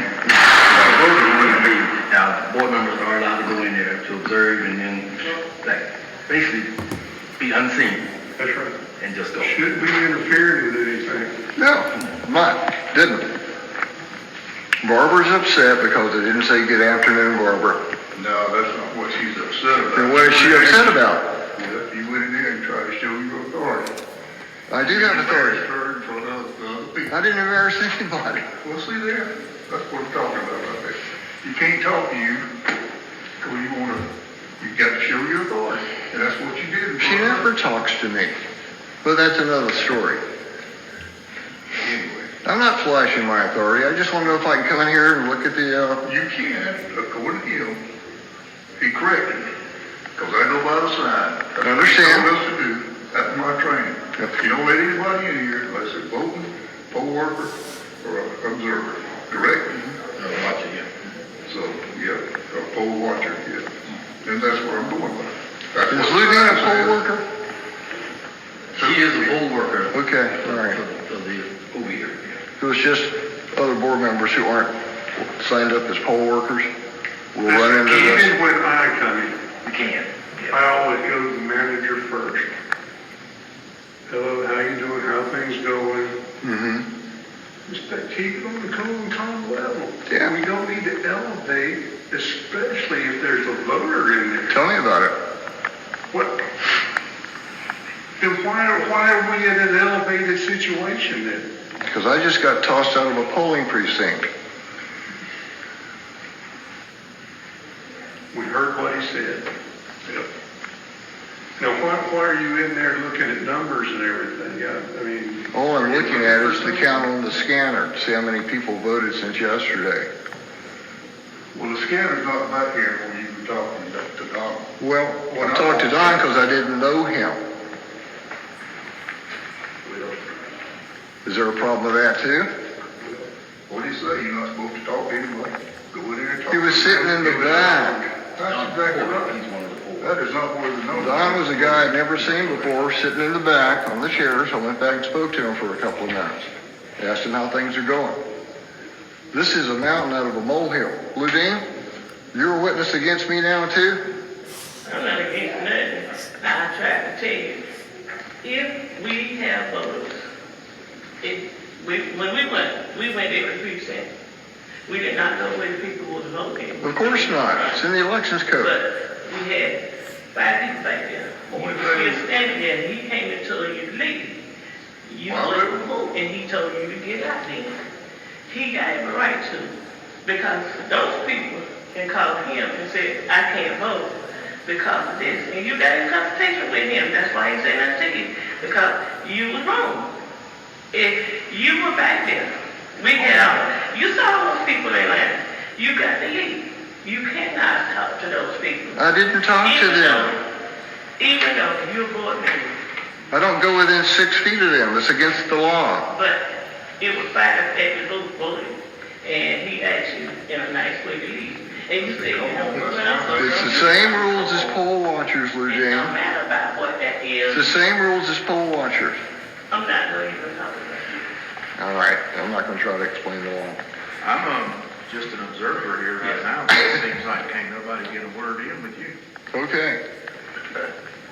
I mean, they're all trying to explain their different roles and what happened and what's going on, and Lou Dean walked up, and the first thing you said to her was, are you a witness against me too now? Well, Barbara just told me there's 3 witnesses against me for being rude and I don't think there's, at this point, I think Bob said there's 3 witnesses of what happened. I heard that part of the conversation. yeah, I don't think anybody's really against anybody. They were trying to get it all against you. situated and I have no problem with that at all. do what we gotta do and go on about Yeah. business, and people can come vote. And if I was in there voting and you come in there like that, I'd probably have an issue with it. I have a suggestion. You would come back, wait till the voters leave. Go in there and look at any numbers you want to, but as long as there's people in line or in there voting, don't set the apple cart in. Just let them get through. Go in there and check your numbers. Why is this an issue? Because of a misunderstanding of the wording of the sign, correct? Yes and no. Okay. Well, Danny, I'm not going to make a big deal out of this. If you want me to resign, I'll be happy to.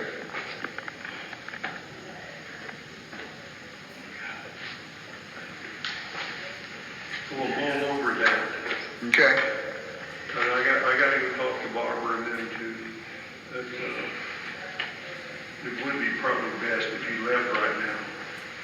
All right, FYI, Barbara has never been anything but rude to me. which is one reason I don't speak to her normally, which is why I did this when I went by and went to the back. Anyway, it's up to you. Let me know. See you guys.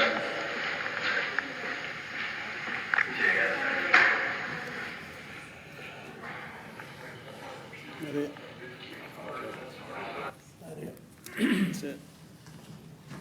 And that's what happened.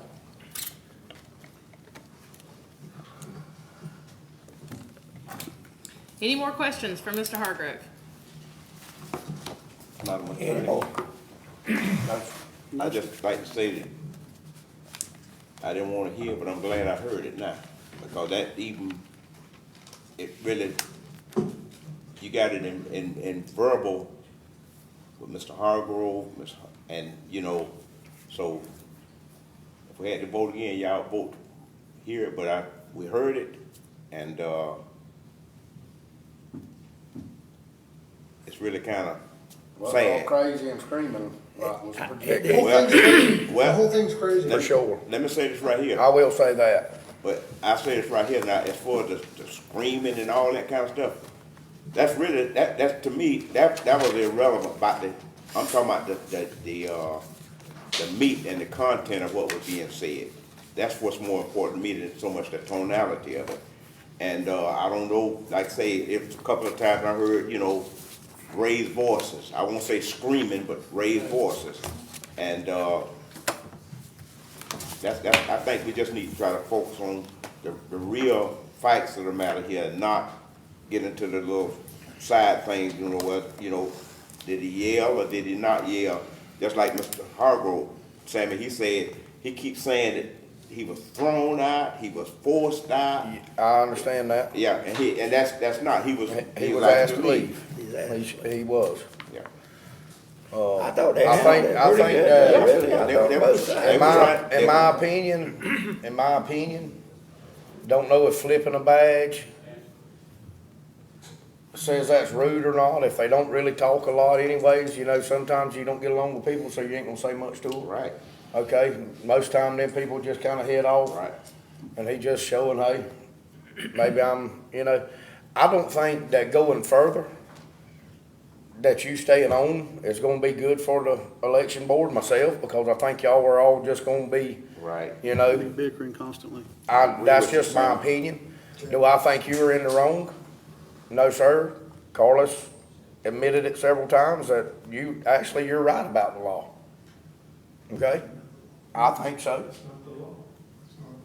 Well, y'all have done admitted he can go in there. And y'all want your people to go in there. And Carlos actually told Mr. Capps there in this video right here that he's allowed to be in there. Not when voters in. That's right. So if voter comes in, he don't, that's fine. And that's okay. But you can't expect, like, you should have just went ahead and went out. But you can't stand him, like, he don't know when a voter's coming in that door. So, you better get out there quick, you know, or so, Well, if except for you're the in fact there. that I thought I could be in Mr. there. Hargrove. I think that, Let's let the commissioner speak uninterrupted, please, everyone. Thank you. I think that moving forward, that this altercation right here won't be good for our board, you know? And I don't wanna sit up here and have to say, hey, we need to kick this man off. But I can go ahead and tell you, if I don't feel like I'm part of the team, or the majority of the team has a problem with me or whatever, I don't really wanna be there.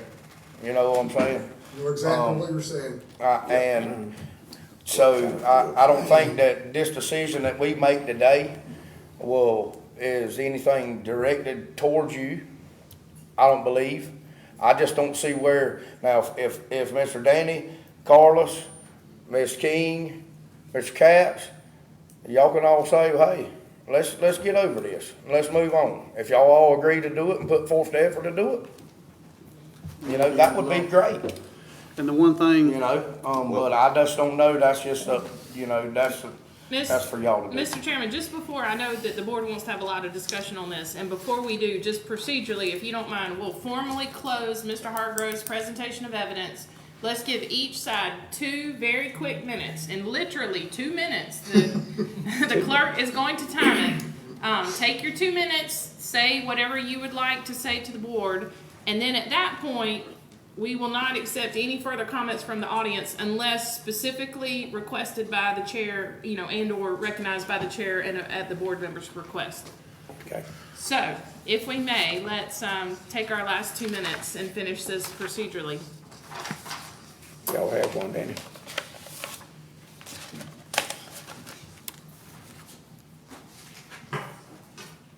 This is exactly what I didn't want to happen.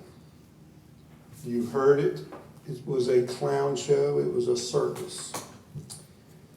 You've heard it. After I heard them and witnessed what I witnessed, I concluded that a change must be made. I called Mr. Hargrove the next day, asked him for his resignation. He asked me why. I told him that after sleeping on it and contemplating all that I had seen and heard, I would take him up on the offer he made the previous day to resign, which you heard. He told me that he was not going to resign.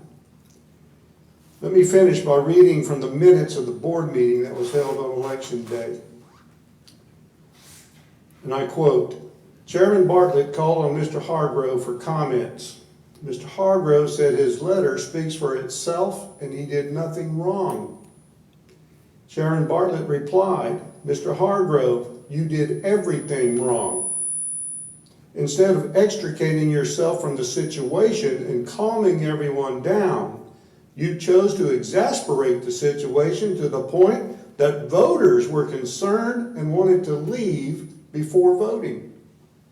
These are actions detrimental to the purpose and goals of a board member, which is to assist and support the smooth and efficient efforts to bring fair and transparent elections to the citizenry. The poll workers and the voters deserved better. The chairman then asked Mr. Hargrove to resign by the end of the day. Mr. Hargrove said that he would not resign, unquote.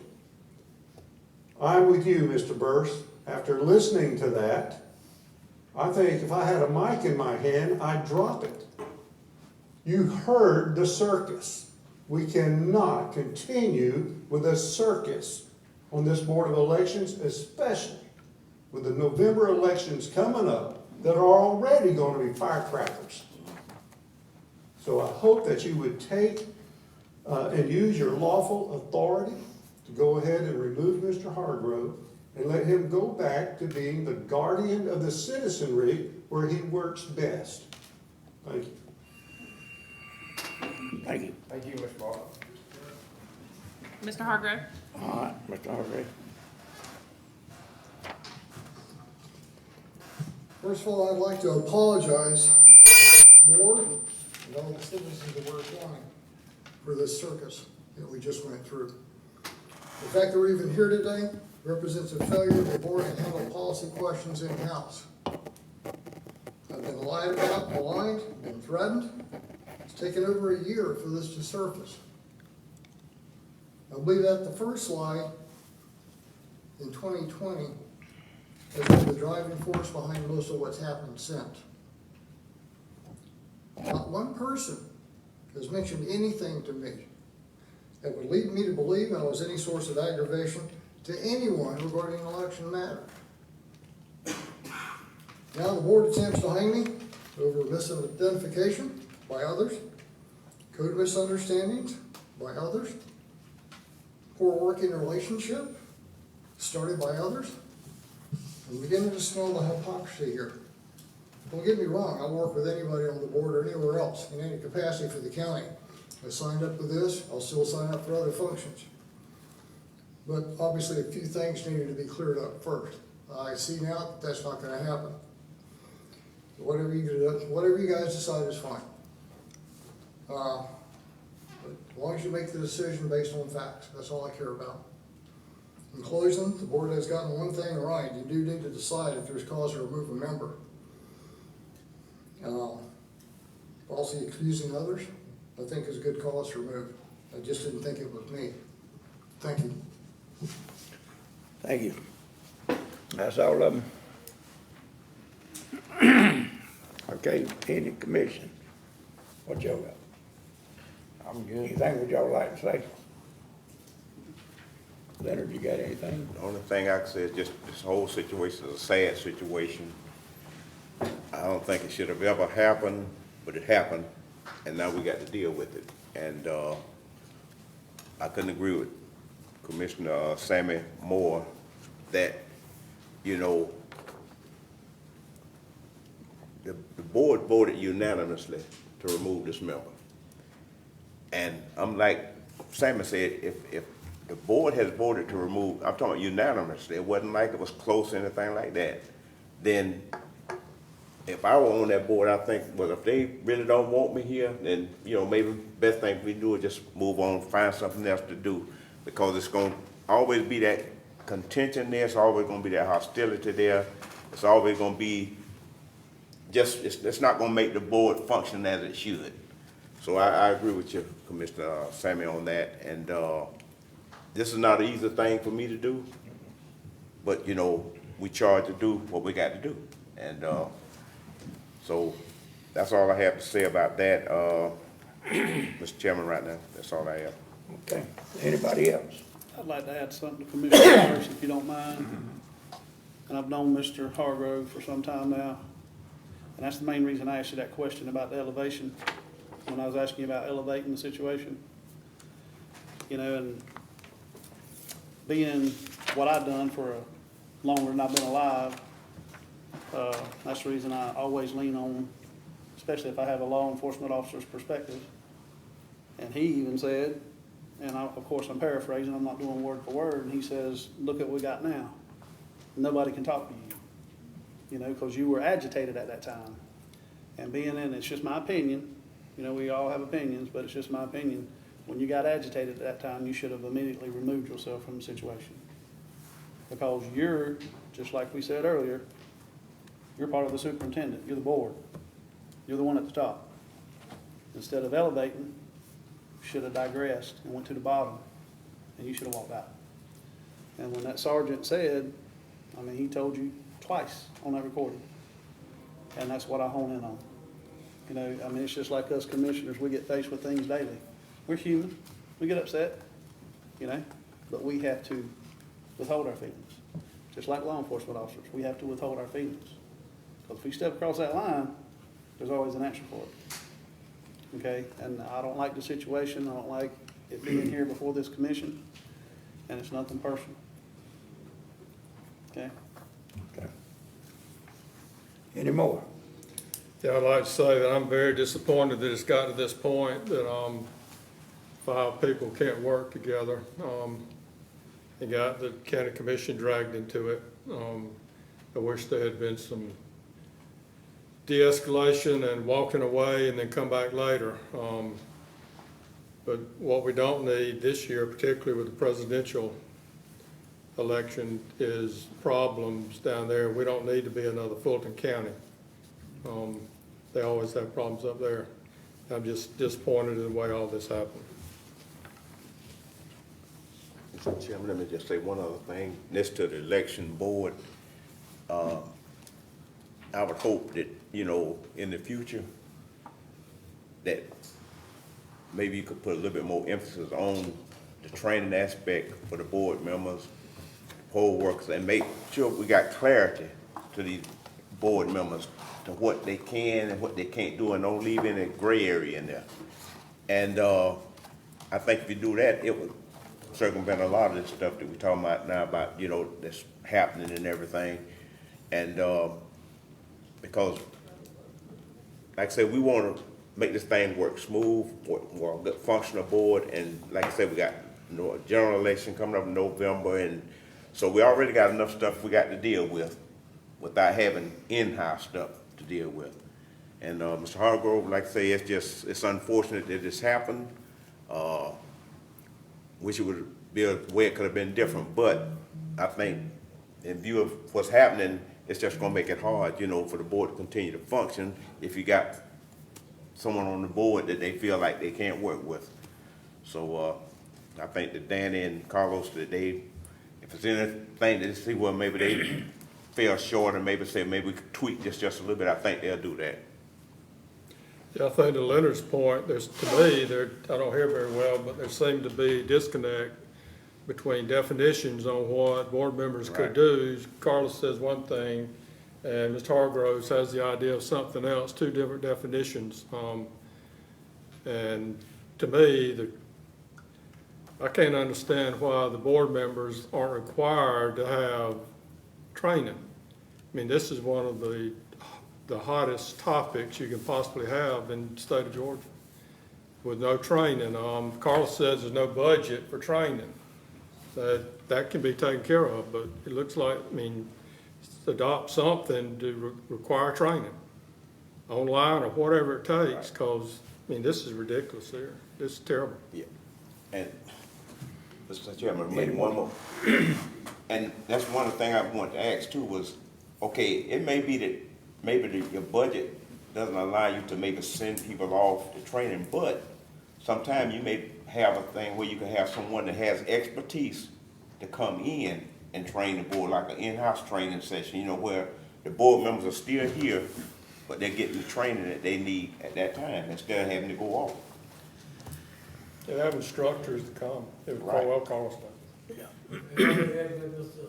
Commissioner, there will be training for board members to operate as a board, but when they go off to the state trainings, they deal with everything dealing with election law. I mean, from early voting to everything. So it's I mean, you talking about a 4-day training, you know, a conference like y'all would go to, the ACCG. You do the same thing with the election, so when you go into Savannah or go into Athens, y'all know the hotel rooms push your budget. Trying to send 5 people, and that's what I would say. We try to budget for 2, you know, because we know that $2,500 and plus then with Ms. Lori going and I'm going, that's 4 people. You know, that's Mr. Scott, you know, that's a lot of money. Talking about sending a total board. Bringing a person in for training could handle the board responsibilities, how to operate as a board, but it would not necessarily deal with the A to Z in election. And that's what you get when you go to the statewide training. It looks to me like that somebody's on the board, because I know this is all new, this is the first board that was appointed, but it looks like they should obligate themselves to take the training before anybody's ever appointed. I mean, that's. And we don't need to let a dollar be a hurdle in training that needs to be done. Yeah. The dollar ain't gonna, can't be a hurdle No, in there's money training. available for that. I mean, You know, ask us for some money, I'm pretty sure we'll give you some. You know, that we don't need a dollar is the reason why we can't do something, especially like some training. You know, just my I know, opinion. just like with the commission. Cheap ain't fun and fun ain't cheap. When we're elected, the first year, within that first year, it's mandatory that you have to go to new elected officials, you know, training. I just done mine. Wouldn't help. Is there any more? No, sir. Before we ask for He has one. vote? One thing that you talking about the training and like I said, the poll workers get trained to death. I mean, I'm serious, because before every election, before I can even go to the precinct, I had to meet with them the day before to go over the new rules and regulations, which I pass on to the other people, so our training is, And I think what we're emphasizing more is the board being trained. Right. The more training going to the board, that way that they can, It should be. you know, train y'all better. If that's who's training, if the board's training the poll workers and the watchers, you know, that's what kind of we're emphasizing Okay. on the. Any more? I don't. Mr. Hargrave, this is a hard thing for us 5 to do. I want you to know that, to make a decision, to either keep you or let you go. It's hard for us to do that. But the evidence of what happened is painful in a way. But I'm gonna ask for a motion to remove him, or either, whichever way y'all wanna do it. Mr. Chairman, like I say, it's been a long day, and in view of all the evidence, in view of the election board already have voted to remove Mr. Hargrove from the election board, I want to offer a motion that we, at this time, ask for removal of Mr. Hargrove from the Ware County Election Board. And I'll second that motion. I got a motion and a second to remove him. Is there any more discussion on it now? No, let's vote on it. Mr. Burson? Aye. Mr. Pope? Mr. Lucas? Aye. Mr. Hendrick? Nay.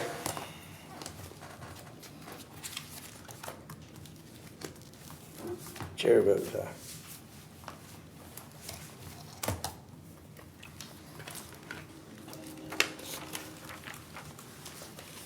If no further discussion, then I think we'll need a motion Need to a adjourn. motion to adjourn. So move, Mr. Chair.